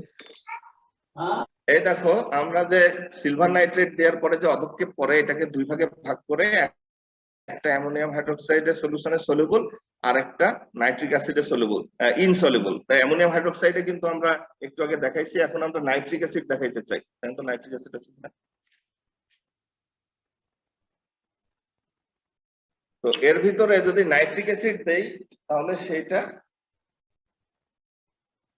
দেখো নাইট্রিক অ্যাসিডে ইনসলিউবল, নাইট্রিক অ্যাসিডে সলিউবল হচ্ছে না, তাহলে এইটা কিন্তু অক্সালিক অ্যাসিড কনফার্ম। এখন আরেকটা 2 নাম্বার যে টেস্টটা আছে এটা ফেলে দেন, ফেলে দিয়ে ধরে নিন। 2 নাম্বার যে টেস্টটা আছে দেখো, take 2 to 3 millilitre oxalic acid solution without neutralisation. তাহলে আমার এখানে অরিজিনাল যে সলিউশনটা দেয়া হবে তোমাদেরকে সেইটা নিয়ে কাজ করতে হবে। Add 1 to 2 drop millilitre of potassium permanganate and 1 to 2 drops of sulfuric acid and boil this solution। তাহলে এখানে কিন্তু অনেক কিছু অ্যাড করতে হবে, এটা একটু রেডি করে দেন তো। নিউট্রাল ছাড়া মেইন স্যাম্পল নেন, নতুন একটা টেস্ট টিউবে 1 নম্বর স্যাম্পল মেইন নেন। 2 থেকে 3 মিলিলিটার নেন, অল্প করে 2 থেকে 3 মিলিলিটার, এর সাথে পটাশিয়াম পারম্যাঙ্গানেট নিয়ে আসেন এখানে। তো দেখো এই যে আমরা 2 থেকে 3 মিলিলিটার স্যাম্পল নিছি, এর সাথে আমি পটাশিয়াম পারম্যাঙ্গানেট অ্যাড করলাম।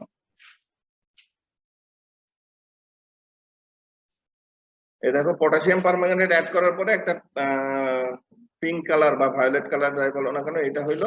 এর সাথে আমি 1 থেকে 2 ড্রপ সালফিউরিক অ্যাসিড নিব। এর ভিতরে আমি 1 থেকে 2 ড্রপ সালফিউরিক অ্যাসিড নিলাম। ওইটা দিলে আচ্ছা ওইটা দিয়ে দেন, দেখেন হাতে দেন না, একটু লাগবে আর দেন না। তো দেওয়ার পরে এখানে বলতেছে বয়েল সলিউশন, হালকা একটু বয়েল করলে pink colour of potassium permanganate চলে যাবে। তাহলে এটাকে একটু হিট দেন।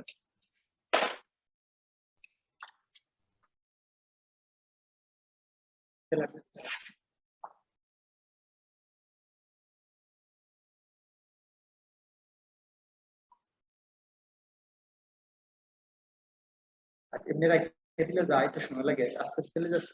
দেখো এটাকে হিট দেওয়ার পরে পটাশিয়াম পারম্যাঙ্গানেটের যে কালার ছিল সেটা কিন্তু চলে গেছে। পটাশিয়াম পারম্যাঙ্গানেটের যে কালার চলে গেল, এর মাধ্যমে আমরা কনফার্ম করলাম যে এটা অক্সালিক অ্যাসিড। তাহলে দেখো স্পেশাল টেস্টও কিন্তু আমি এখানে ব্যবহার করছি। 2টা স্পেশাল টেস্টের সাথে আরেকটা টেস্ট করে এখন আমি কনফার্ম যে আমি যে স্যাম্পলটা টেস্ট করলাম এটা অক্সালিক অ্যাসিড। এখন আমাদের আরো যে অ্যাসিড গুলো আছে সেগুলোর কনফার্মেটরি টেস্ট যদি আমরা করি, যদি সাইট্রিক অ্যাসিডের কনফার্মেটরি টেস্ট করতে চাই, এখানে দেখো সিলভার নাইট্রেট টেস্ট আমরা অলরেডি করেছি। কি করছিলাম ওখানে সিলভার নাইট্রেটের কার্ডিফাইড প্রিসিপিটেট করছিল, যে প্রিসিপিটেটটা সলিউবল ইন অ্যামোনিয়াম হাইড্রোক্সাইড, তাহলে সাইট্রিক অ্যাসিড হইতে পারে। আমি এটা একটু আগে দেখাইছি তোমাদের। তো এইটা আমরা করেছি already. Neutralize the citric acid solution adding sodium carbonate then add calcium chloride. এই 2 নম্বর টেস্ট হচ্ছে ক্যালসিয়াম ক্লোরাইড টেস্ট। দেখো neutralize the citric acid solution, এর বদলে যদি আমরা নিউট্রাল সলিউশন নেই সাইট্রিক অ্যাসিডের এবং সেখানে যদি আমরা ক্যালসিয়াম ক্লোরাইড অ্যাড করি এবং সেটাকে আমরা যদি বয়েল করি, আমরা আগে বয়েল করি নাই, তাহলে কি হয়েছিল এখানে white precipitate of calcium citrate is formed. The precipitate is soluble in both hydrochloric acid and acetic acid. Oxalic অ্যাসিডের ক্ষেত্রে কিন্তু হাইড্রোক্লোরিক অ্যাসিডে সলিউবল হয়েছিল কিন্তু অ্যাসিটিক অ্যাসিডে সলিউবল হয় নাই, তোমাদের মনে থাকার কথা এটা। তো এটা সাইট্রিক অ্যাসিড কনফার্ম। দেখো 2টা স্পেশাল টেস্টই এখানে কনফার্মেটরি টেস্ট। এরপরে আরেকটা টেস্ট আছে, এটাও আমরা কিন্তু করেছি, খেয়াল করো। অ্যাড 2 থেকে 3 drops of Genix reagent to 3 to 4 milliliter of citric acid solution, then add 2 drops of potassium permanganate solution and boil the mixture. The color of potassium permanganate disappear and the solution become clear. এটা কি Genix টেস্টের ওই potassium permanganate টেস্টটা না? খেয়াল করো, কেউ একজন বলো যে Genix টেস্টে আমরা যখন কোনো অধ্যক্ষে পাইলাম না তখন আমরা সেটাকে পটাশিয়াম পারম্যাঙ্গানেট অ্যাড করলাম করলাম, কালার চলে গেল, সলিউশন ক্লিয়ার হইলো, কি পাইছিলাম আমরা ওখানে? Tartaric acid. Tartaric acid.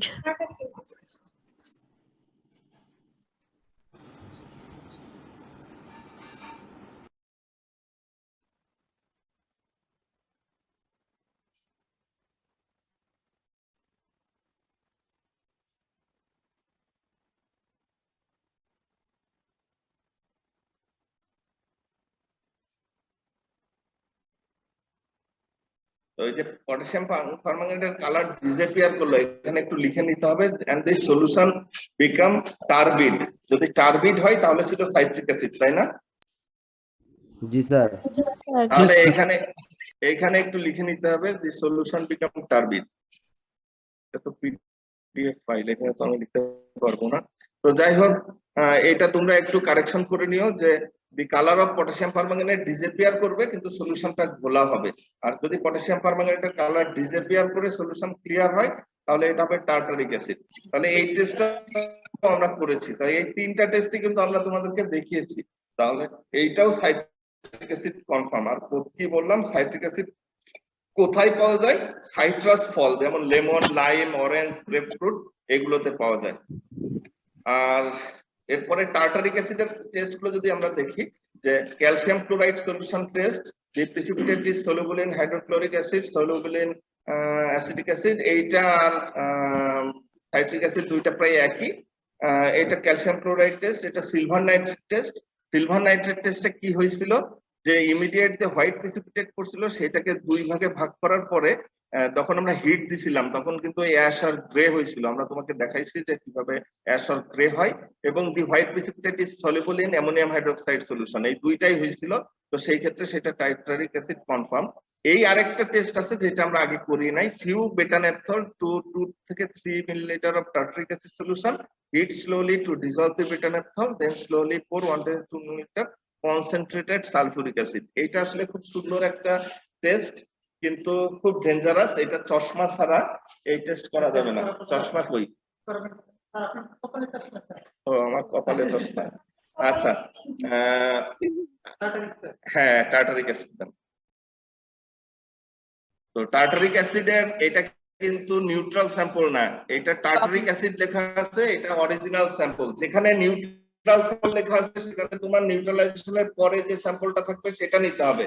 আর যেখানে শুধু টার্টারিক অ্যাসিড বা শুধু অ্যাসিডিক অ্যাসিড লেখা আছে সেখানে তোমার এইটা হচ্ছে বেটানেপথল। দেখো দেখা যাচ্ছে কিনা, যে এরকম বিস্কিটের রিসের মতন সলিড এরকম থাকে, এইটা বেটানেপথল। এইখান থেকে আমরা সামান্য পরিমাণ বেটানেপথল, দেখো এই যে এর ভিতরে 2-3টা দানা বেটানেপথলের দিয়ে দেওয়া হলো, নিচে পড়ছে দেখা যাচ্ছে, দেখেন কম্পিউটারে। তো এই বেটানেপথলটা তোমার আমরা দেওয়ার পরে এটাকে আমরা একটু হিট দিব, এটাকে আমরা হালকা একটু হিট দিব, হিট দিলে ওই বেটানেপথলটা ডিসলভ হবে। আরেকটু জানিয়ে দেন না, তো হিট দেওয়ার পরে খুব বেশি হিট দেওয়া যাবে না, একেবারে বয়েল করে বাইরে ছিটকে বের হয়ে যাবে এরকম না। কন্টিনিউয়াস শেকিং এ খুব হালকা হিট দিতে হবে যতক্ষণ না বেটানেপথলটা ডিসলভ করবে। এইখানে তোমার আমরা কনসেন্ট্রেটেড সালফিউরিক অ্যাসিড ব্যবহার করব, একেবারে হাইলি কনসেন্ট্রেটেড, যেটা দেওয়ার সাথে সাথে খুব কুইক রিঅ্যাকশন হইতে পারে এবং টেস্ট টিউব থেকে ছিটকে বের হয়ে যাইতে পারে। সেই জন্য চশমা ব্যবহার করতে হবে অবশ্যই। আর একটু টেস্ট টিউবের মুখটা দেয়ালের দিকে রাখতে হবে, যাতে বের হইলে সব দেয়ালের দিকে যায়, কারোর গায়ে না পড়ে বা চোখে না লাগে। তো এটা দেওয়ার একটা টেকনিক আছে, একটু কাট করে নিতে হবে। আর দেখি আমি সেটা দেখাইতে পারি কিনা, একটু ঠান্ডা করে নিয়ে আসেন। এইদিকে নিয়ে ওইদিকে দেন, দেখি ওরা দেখে কিনা। এই জায়গাটা ই করেন তাহলে। আমরা খুব বেশিক্ষণ ক্লাস করবো না, 10 থেকে 15 মিনিট, আমাদের প্রায় শেষের দিকে। আমরা এই যে এখানে আসেন, এইখানে দেখুন, দেখো ওইদিকে রেখেন দেয়ালের দিকে, আরেকটু উঁচু করেন। দেখো এই যে hydrochloric acid, concentrated sulphuric acid add করা হচ্ছে। চেক করা যাবে না, চেক করলে টেস্ট টিউবের মুখ দেয়ালের দিকে রেখে গা বেয়ে ফোটায় ফোটায় অ্যাড করতেছেন উনি। তো যদি রিয়াকশন হয় ওখানে একটা ডিপ গ্রিন একটা রিং করবে দুইটা সলিউশনের মাঝখানে। তো ডিপ গ্রিন রিং করলে আমরা বুঝবো যে এখানে তোমার টার্টারিক অ্যাসিড কনফার্ম।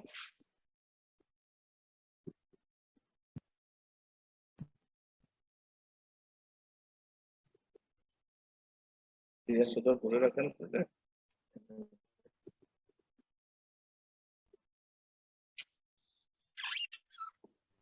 আসতেছে।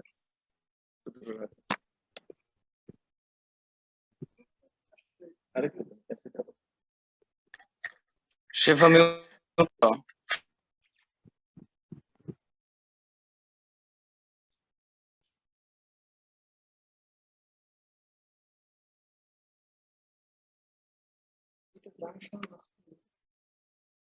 কিছুক্ষণ রাখেন।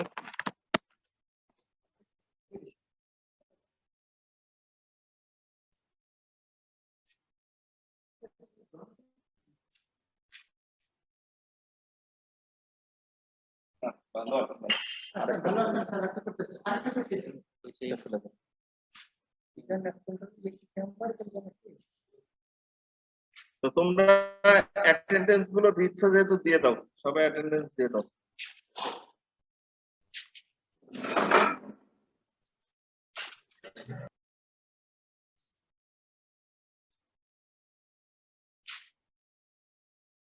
তো আমরা এটা দেখবো টার্টারিক অ্যাসিডের। তো tartaric acid occurs naturally in many plants, particularly grapes, bananas, tamarins সবগুলোতেই পাওয়া যায়। গ্রেপস এর যেটা বললাম যে ওয়াইনের কোয়ালিটি কিন্তু অনেকখানি ডিপেন্ড করে টার্টারিক অ্যাসিডের উপস্থিতির উপরে। তো আমরা এবার আরো যে দুইটা অ্যাসিড আছে, আমরা সলিড অ্যাসিড গুলো এখানে শেষ হইলো।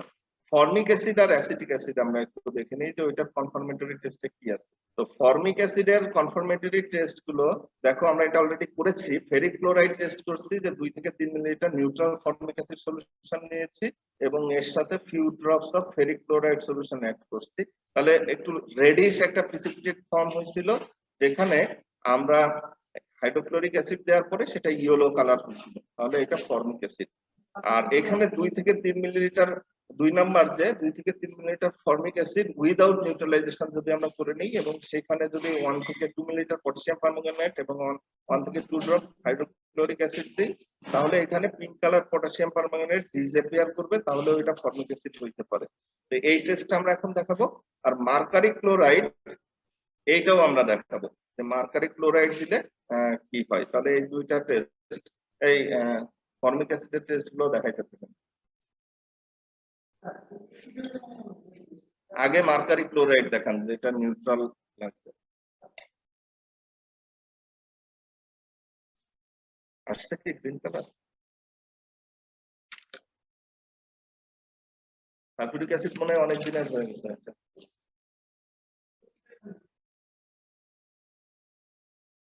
এটা না আমরা খুব মজা করে দেখাইতাম ওদের।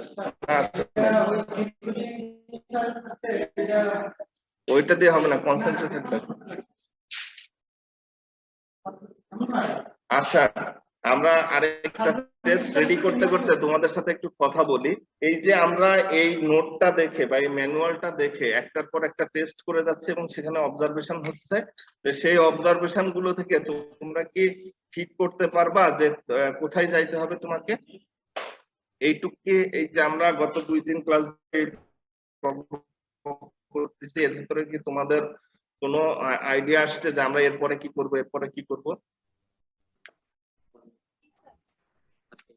এখন আমার যে 2টা প্র্যাকটিক্যাল গ্রুপ ছিল তারা কিন্তু এগুলো সব করে ফেলছিল। এখন যারা অন্য স্যারদের তারা সবাই করো নাই। এখন এখানে দেখো, আমি এই যে ফর্মিক অ্যাসিডের একটা টেস্ট করতেছি যেখানে মার্কারি ক্লোরাইড অ্যাড করব। এই যে মার্কারি ক্লোরাইড এরকম বোতলে আছে। এই মার্কারি ক্লোরাইড আমি যদি অ্যাড করি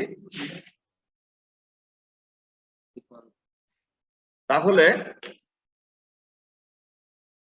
হোয়াইট প্রিসিপিটেট পড়ার কথা, কিন্তু excess amount of sodium carbonate can turn the white precipitate to red.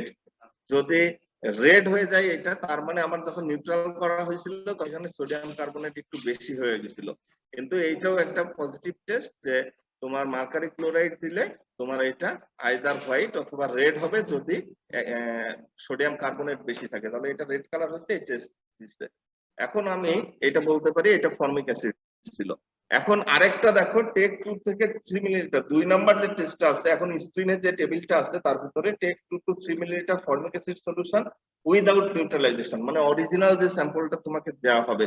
তোমাকে কিন্তু আমরা পরীক্ষার সময় বা ক্লাসে স্যাম্পল এরকম বোতলের ভিতরে করে দিয়ে দিব, তো ওইটা থাকবে অরিজিনাল স্যাম্পল। সেখান থেকে তুমি কিছু স্যাম্পল নিয়ে নিউট্রাল করবা, কিছু স্যাম্পল তোমার অরিজিনালি থাকবে কোটার ভিতরে, এই বোতলের ভিতরে, যেটা দিয়ে তুমি পরবর্তীতে অন্যান্য টেস্ট করবা। তো এই ফর্মিক অ্যাসিড সলিউশনের সাথে এটা না, বেটা না, ফর্মিক অ্যাসিড সলিউশনের সাথে 1 থেকে 2 মিলিলিটার পটাশিয়াম পারম্যাঙ্গানেট যদি আমরা অ্যাড করি, ফর্মিক অ্যাসিড সলিউশন দেন আপনি আমাকে, নিউট্রাল না, নরমাল ফর্মিক অ্যাসিড সলিউশন দেন।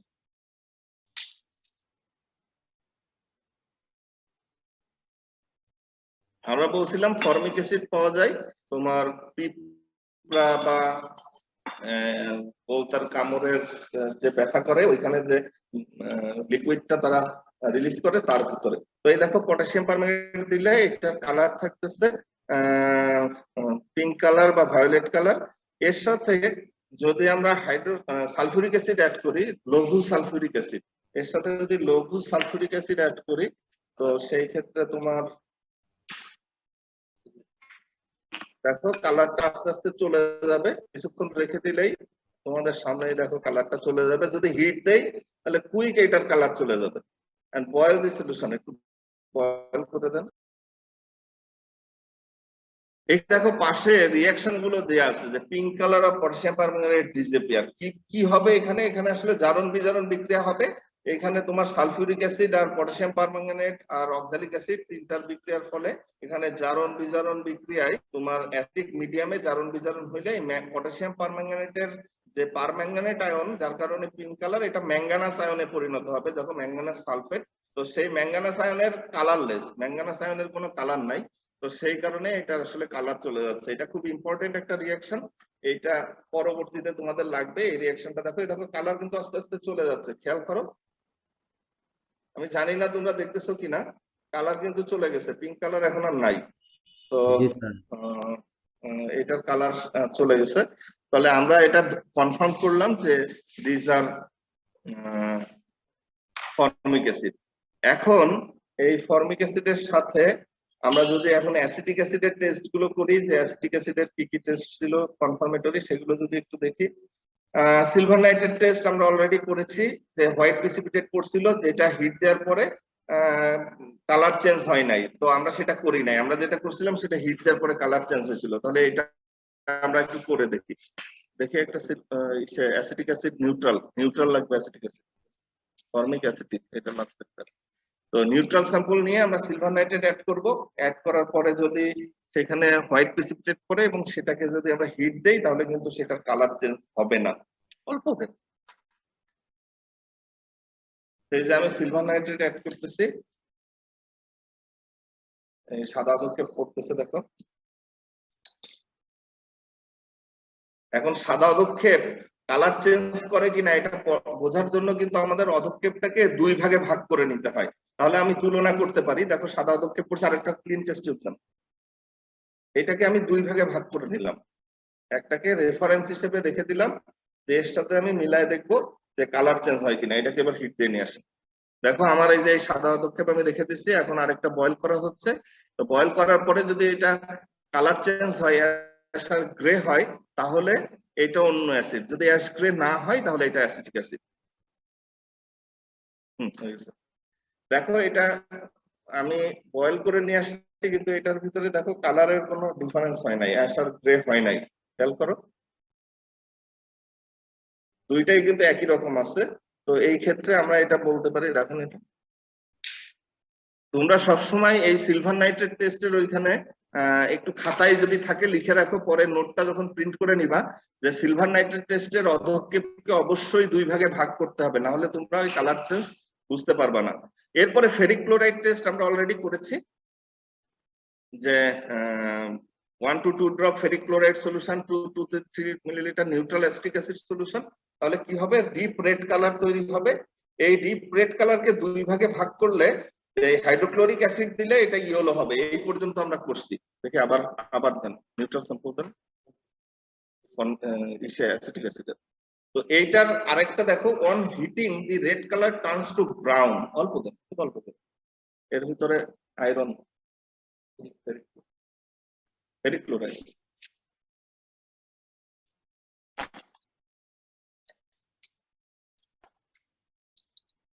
দেখো ফেরিক ক্লোরাইড দিলে একটা রেডিশ কালার তৈরি হইলো। এইটাকে আমরা যদি হাইড্রোক্লোরিক অ্যাসিড দিই তাহলে এটা ইয়েলো হবে, কিন্তু যদি এটাকে হিট দেই তাহলে কি হবে? আর খালি পরিষ্কার। তো এটাকে আমরা দুই ভাগে ভাগ করলাম, এক ভাগ এখানে থাকলো, এর ভিতরে আমরা হাইড্রোক্লোরিক অ্যাসিড দেবো, আর আরেকটা উনি হিট দেন, ওইটা হাইড্রোক্লোরিক অ্যাসিডের বোতল। একটু আগে আমরা দেখছিলাম যে হাইড্রোক্লোরিক অ্যাসিড দেওয়ার পরে এটা ইয়েলো হয়েছিল। দেখো এটা আবার হাইড্রোক্লোরিক অ্যাসিড দিলাম, দেখো এটা আবার ইয়েলো হয়ে গেল।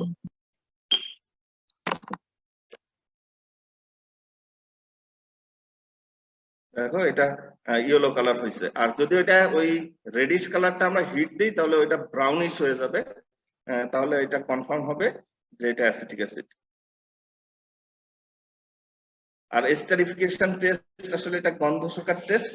এটা আমি তোমাদেরকে এস্টারিফিকেশন রিঅ্যাকশন যখন কার্বক্সিলিক অ্যাসিড এবং তাদের এস্টার গুলো পড়াইছিলাম, মনে আছে কিনা, যে এখানে তোমার এই যে Frooti smell of acetyl ethyl acetate তৈরি হবে। দেখো হিট দেওয়ার পরে এটা একটু ব্রাউন কালার, রেড থেকে বাদামি রঙের দিকে, আর এটা হাইড্রোক্লোরিক অ্যাসিড অ্যাড করার পরে এটা হলুদ কালার হচ্ছে। তো এই যে 2 number test with ferric chloride test, এটা দিয়ে আমরা কনফার্ম করলাম এটা অ্যাসিটিক অ্যাসিড। রাখেন এটা। তো আমরা এস্টারিফিকেশন টেস্টে একটু আলাপ করি। Equal volume of acetic acid and ethyl alcohol, এই দুইটা যদি দেই আইদার অ্যাসিড মিডিয়ামে অথবা অ্যালকালি মিডিয়ামে, তোমার এস্টারিফিকেশন রিঅ্যাকশন হয় এটা উভমুখী বিক্রিয়া। যদি আমরা এটা একদিকে তীর চিহ্ন দিচ্ছি, রেস্টার তৈরি হয়, আবার পিছন দিকে ব্যাকও করতে পারে যদি সাম্য অবস্থা যে কোনো একদিকে কনসেন্ট্রেশন বেশি হয়ে যায়, এটা তোমরা জানো। তো Frooti smell of ethyl acetate is evolved.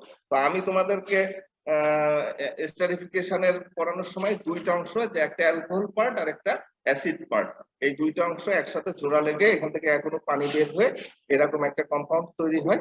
এটা আমি তোমাদেরকে পড়াইছিলাম। এবং পাইনাপেলের ভিতরে কোনটা থাকে, অরেঞ্জের ভিতরে কোনটা থাকে, এটা আমরা পরীক্ষা আসবে বলছিলাম ওই এস্টারিফিকেশনের নোটটা যদি দেখো। তো এইখানে একটা ফ্রুটি স্মেল আমরা পাবো, সেটা এখন আমি তোমাদেরকে আসলে গন্ধটা শুকাইতে পারতেছি না। তো আমরা এইটা পরবর্তীতে তোমরা মনে রেখো, যখন তোমরা আসবা, স্যার আমাদেরকে বলেছেন যে তোমরা 1 মাস সময় পাবা। এই সবগুলো টেস্ট তোমরা হাতে কলমে, ধরো একদিন হয়তো সময় পাবা, সকাল থেকে বিকাল পর্যন্ত পুরা কেমিস্ট্রির যত প্র্যাকটিক্যাল আছে সব একদিন করবা, এরকম হয়তো ডিসিশন হবে সামনে। তো আমার 5টা অ্যাসিড এখানে শেষ হচ্ছে।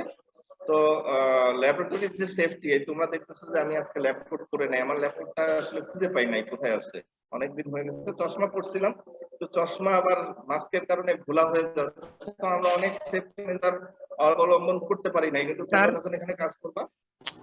হ্যাঁ বলো স্যার। আমাদের নিউট্রালাইজেশন, তারপরে ওই যে মলিয়াস টেস্ট, ওইটা পড়ার নেই তো? মলিয়াস টেস্ট তো তোমার অ্যাসিডের টেস্ট না, আমি তো তোমাদের অ্যাসিড পড়াচ্ছি। যিনি তোমাদের কার্বোহাইড্রেট পড়াবেন উনি তোমাদেরকে মলিয়াস টেস্ট করাবেন। মলিয়াস না, মলিস টেস্ট। স্যার আপনার শীটে আছে তো, ওই জন্য বললাম আর কি। হ্যাঁ, এই শীটে তো সবই আছে। আরেক স্যার যখন পড়াবেন উনি এই শীট দেখেই পড়াবেন, উনি নিউট্রালাইজেশন করবেন না, কারণ ওনার স্যাম্পলটা লিটমাস পেপার টেস্টেই বোঝা যাবে ওটা নিউট্রাল স্যাম্পল, তাইলে আর আলাদা করে নিউট্রালাইজেশন করার দরকার নেই। আমার এই 4 পয়েন্ট, আমার এখানে নাম্বার একটু ভুল আছে। Test with silver nitrate test solution এই পর্যন্তই আমার। আর মলিস টেস্ট বা তোমার ব্রেডিস টেস্ট, এগুলো আলাদা আলাদা টেস্ট। দেখো Molly's test is a special chemical test for carbohydrate. তাহলে যে কার্বোহাইড্রেট পড়াবেন যে স্যার তোমাদেরকে, উনি মলিস টেস্ট পড়াবেন। আর Brady's test is special test for carbo carbonyl group মানে অ্যালডিহাইড কিটোন, ওইটা যে পড়াবেন উনি সেটা তোমাদের পড়াবেন। আর এরপরের গুলো তো সব কনফার্মেটরি টেস্ট। আর ইউরিয়ার ক্ষেত্রে বায়োরিয়েট টেস্ট আছে, দেখো বায়োরিয়েট এখানে কোথায় যেন আছে, বায়োরিয়েট টেস্ট কনফার্মেটরি টেস্ট আছে, এদিকে নাই। তো ইউরিয়ার ক্ষেত্রে একবারে সরাসরি কনফার্মেটরি টেস্টে চলে গেলে সেখানে তুমি ওইটাও পেয়ে যাবা। তো আমার যে 5টা অ্যাসিড, যে 3টা সলিড অ্যাসিড 2টা লিকুইড অ্যাসিড, এগুলো আমরা মোটামুটি আলোচনা করলাম, আজকে একটু দেখাই দেওয়ার চেষ্টা করলাম। তো এর পরের ক্লাসে তোমাদের সোমবারে শিডিউল ক্লাস আছে, সোমবারে তোমাদেরকে আপনারা পড়াবেন না? সোমবারে সোমবারে আপনি পড়াবেন? সোমবারে আপনার ক্লাস না? সোমবারে কি পড়াবেন?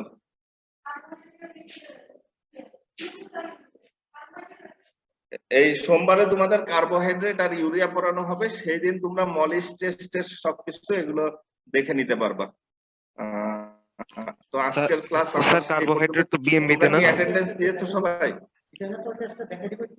কোনটা আবার নিয়ে আসছেন?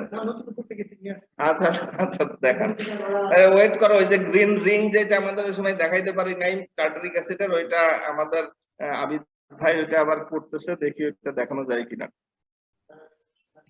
স্যার কার্বোহাইড্রেট বায়োকেমিস্ট্রিতে দেখাবে না? কার্বোহাইড্রেট বায়োকেমিস্ট্রিতে ওরা পরিমাপ করা দেখাবে, আমরা আইডেন্টিফাই করা দেখাবো। আর আরো দেন তাহলে আর একটু করুন।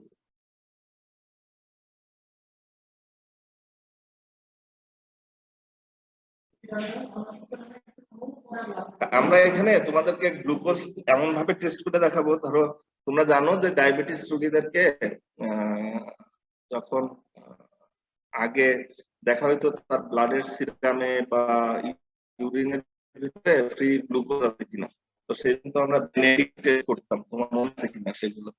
তো সেইগুলো এখানে দেখাবো। এই যে টার্টারিক অ্যাসিডের যে রিং পড়ার কথা ছিল, এটা এরকম এরকম রিং, যদিও সেই সময়টা পারি নাই। দেখো এখানে একটা ডিপ গ্রিন একটা রিং পড়ছে, এরকম একটা নিচে আছে সালফিউরিক অ্যাসিড, উপরে বেটানেপথল, এই মাঝখানে ডিপ গ্রিন, দুইটা জাংশনে একটা ডিপ গ্রিন একটা রিং পড়ছে। এটা বেশি নাড়াইলেই হবে না। তো এইটা তোমরা মনে রেখো, এটা আমরা যখন তোমরা আসবা তখন তোমাদের যে গ্রুপ টিচার থাকবেন উনি তোমাদেরকে আলাদা করে আবার দেখাই দিবেন।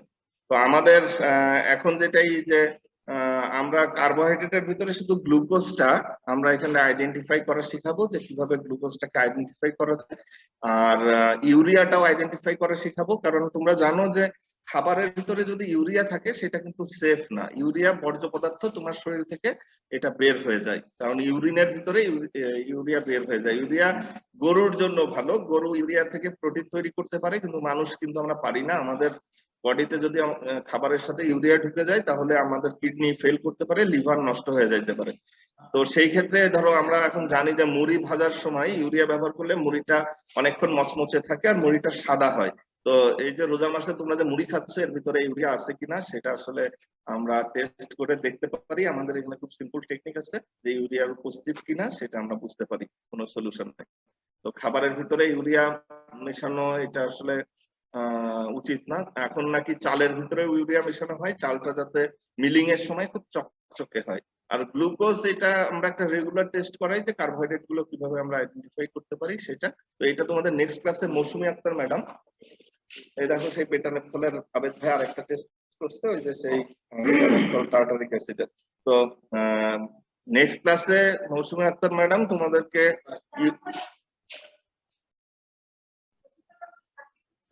জাকির স্যার কি ক্লাসে আসবে, তো সেই গ্লুকোজ এবং ইউরিয়া কিভাবে আইডেন্টিফাই করা লাগে কোনো একটা স্যাম্পল থেকে সেটা তোমাদেরকে দেখিয়ে দিবেন। আমরা এই অনলাইন এইভাবেই ক্লাস দিব, রেকর্ড করে আসলে দেখানো কঠিন, ওই ইমিডিয়েট না দেখাইতে পারলে রেকর্ড করে আসলে বোঝানো কঠিন। তো আমরা সেই পর্যন্ত তোমরা সবাই ভালো থেকো। তোমরা কি সবাই আইডি দিয়ে দিছো? এক্সামে কি সবাই স্যার এক্সামে কি সবাইকে ইন্ডিভিজুয়ালি যে কোনো একটা স্যাম্পল দেওয়া হবে নাকি? হ্যাঁ হ্যাঁ, ইন্ডিভিজুয়ালি সবাইকে আলাদা আলাদা স্যাম্পল দেওয়া হবে। ধরো তোমাকে যদি অ্যাসিড দেওয়া হয় তো আরেকজনকে ধরো দেওয়া হবে কার্বোহাইড্রেট। তোমাকে অ্যাসিডের ভিতরে অক্সালিক অ্যাসিড দিলে তোমার পাশের জন হয়তো পাবে সাইট্রিক অ্যাসিড। তো তুমি ওই শেষ পর্যন্ত আইডেন্টিফাই করবা। আর আমি খাতা কিভাবে লিখতে হবে এইটার একটা ফরম্যাট তোমাদেরকে দিয়ে দিব নেক্সট ক্লাসে, বা ওই যে আলভি তুমি আমার সাথে যোগাযোগ করো। আর আরেকটা নোট দেয়া বাকি আছে আমার, ওইটাও আমি দিয়ে দিব। তো তোমরা প্র্যাকটিক্যাল নোটবুকটা লেখা শুরু করে ফেলবা। তোমাদের প্র্যাকটিক্যাল নোটবুক কি তোমাদের কাছে? স্যার প্র্যাকটিক্যাল খাতা তো হলে রয়েছে। Hello sir. স্যার হলে আছে স্যার। হলে হলে থাকলে তো বিপদ। তোমাদের এলাকায় কি প্র্যাকটিক্যাল নোটবুক কিনতে পাওয়া যায়? যাই স্যার। কিনতে পাওয়া যায়, তাহলে আগে তো ম্যাডামের কাছে যেই খাতায় করছিলাম সেই খাতাতেই আবার কন্টিনিউ করব না? এখন সেই খাতাতে কন্টিনিউ করবা। আমার এক্সট্রা কথা হলো কি, লাগানোর তো উপায় নাই ওটা। ওটা একবারে বাইন্ডিং Binding করা আছে। এখন হ্যাঁ বাইন্ডিং ধরো তোমার পার্মানেন্ট বাউন্ড খাতা যদি তোমরা লোকালি কিনতে পারো তাহলে এই সময়টা তোমাদের লস হইতো না। নাহলে একটা 70-80 টাকার একটা খাতার জন্য তোমাকে হয়তো এসে আবার এগুলো লিখতে হবে, অথচ এখন হলে বসে আছো। এটাই হচ্ছে সমস্যা। স্যার এটা স্যার তাহলে স্যার সাইন করা ছিল ম্যামের, মানে আগের এক্সপেরিমেন্ট গুলোতে। হ্যাঁ, স্যার তুমি তাহলে দুটো স্যার খাতা আমাদের জমা দিবা। দুটো খাতা সমস্যা হবে না তো? না না, তুমি দুটো খাতা জমা দিবা, আগেরটা পর্যন্ত। আর যার কাছে খাতা আছে, ধরো আমি জানি ছেলেরা অনেকে হলে আছে, তোমরা যতই করো না কেন ছেলেরা অনেকে হলে আছে, মেয়েরাও যারা মাঝখানে হলে আসছিল অনেকে, আবার অনেকে চলে গেছে। তো যারা চাও যে পরে কষ্ট করবা তারা করতে পারো, আমার কোনো আপত্তি নাই। আমাদেরকে ডিন স্যার যেটা বলছে যে ওরা অন্তত খাতা লেখাটা আগায় রাখো, কারণ পরবর্তীতে এসে ওই 1 মাসের চাপে তুমি এই খাতা লেখাটা খুব চাপ হয়ে যাবে তোমার। কারণ প্র্যাকটিক্যাল নোটবুক আমার এডুকেশন সিস্টেম আমাদের যেরকম পরীক্ষা সিস্টেমে তোমার এটার ভিতরে যেহেতু মার্কস আছে, এটা জমা দিতেই হবে তোমাকে, মাস্ট। তো ইন দ্যাট কেস আসলে আমি যেটা বলবো যে তোমরা যদি ছোট যে খাতাগুলো 80 পেজ বা 70 পেজ এরকম চিকন চিকন খাতাও কিনতে পাওয়া যায় এলাকায়, তো ওইগুলো পার্মানেন্টলি বাউন্ড হইতে হবে, মাস্ট কেমিস্ট্রির খাতা। তো ওর ভিতরে তুমি যদি এক্সপেরিমেন্ট গুলো লিখে ফেলো তাহলে তোমার অন্তত এই সময়টা যে বাসায় বসে আছো এটা এসে আর এখানে লিখতে হবে না। কারণ আমি তো তোমাদেরকে 5টা অ্যাসিড পড়াই দিলাম, তো এটা লিখে ফেললে পরবর্তীতে তোমার এখানে এসে আর অতিরিক্ত লিখতে হবে না। আর ওইটা যে পর্যন্ত লেখা আছে, ধরো ওই প্রিলিমিনারি যে এক্সপেরিমেন্ট গুলো, কিভাবে ফিল্টার পেপার ব্যবহার করবা, ল্যাব সেফটি কি হবে, কেমিক্যালের গ্রেড, পিক্টোগ্রাম, ওগুলো ওই খাতায় থাক। দুটো খাতা পরীক্ষার সময় নিয়ে আসলে কোনো সমস্যা নাই। প্র্যাকটিক্যাল নোটবুক তো তোমার দুটো কেন 10টা হইতে পারে। তোমার যদি তোমার প্রতি খাতা 200 পেজের খাতা কিনছো, এটা যদি 50 পেজের কেনো তাহলে 4টা খাতা লাগবে না? এটা খাতা 1, খাতা প্র্যাকটিক্যাল নোটবুক 1, প্র্যাকটিক্যাল নোটবুক 2 এভাবে লিখলেও কোনো সমস্যা নাই। তো তোমরা আইডি গুলো সব দেওয়া শেষ করো, 1টা বাজতে গেল, আমি ক্লাস শেষ করতেছি, তো পরে তোমাদের সাথে আবার কথা হবে। আর আলফি তুমি সবসময় আমার সাথে যোগাযোগ রাখো। কিভাবে আমরা লিখবো? জি স্যার, আমি রাতে কল দিব। স্যার পিডিএফ টা দেখে দেখে লিখবো কি? না না, যেটা লিখবা সেটা আমি তোমাদেরকে সাপ্লাই করব। তোমরা যে ফর্মে লিখবা আমি তোমাদেরকে সেটা দিয়ে দিব। এখন তোমরা এই পিডিএফটা প্রিন্ট করে পরীক্ষার দিন নিয়ে আসবা, বা ক্লাসের পরে যে আবার একটা ক্লাস করতে পারবা তোমরা এখানে লাইভ, সেটাই তোমরা নিয়ে আসবা ওইটা দেখে দেখে করার জন্য। পরীক্ষায় ওইটা দেখে দেখে যাতে তোমরা এক্সপেরিমেন্ট করতে পারো। আর খাতায় যেটা লিখতে হবে সেটা একটু ডিফারেন্ট, সেটা আমি তোমাদেরকে দিয়ে দিব। কিন্তু তোমরা ওই ছোট খাতা কিনে এগুলো আবার এত ছোট কিনো না যে 10 টাকার জন্য দেখা গেল সবগুলো লিখতে পারতেছো না। ওই খাতায় যাতে সবগুলো এটা হয়, আমি অন্য ছাত্রদেরকেও বলে দিব তোমাদের সাথে যোগাযোগ করার জন্য, এবং পরবর্তীতে সেটা এসে পরীক্ষার আগে সিগনেচার করাই নিবা। ওরা অলরেডি একটা খাতা কিনেছে। তো আজকে এই পর্যন্ত। অ্যাটেন্ডেন্স সবাই দিছো, এটা আবার ডাউনলোড হয়ে আমার এসে চলে যাবে। অ্যাটেন্ডেন্স দিছো তো সবাই? কেউ 223 জন 22 জন সবাই আস্তে আস্তে চলে যাচ্ছে।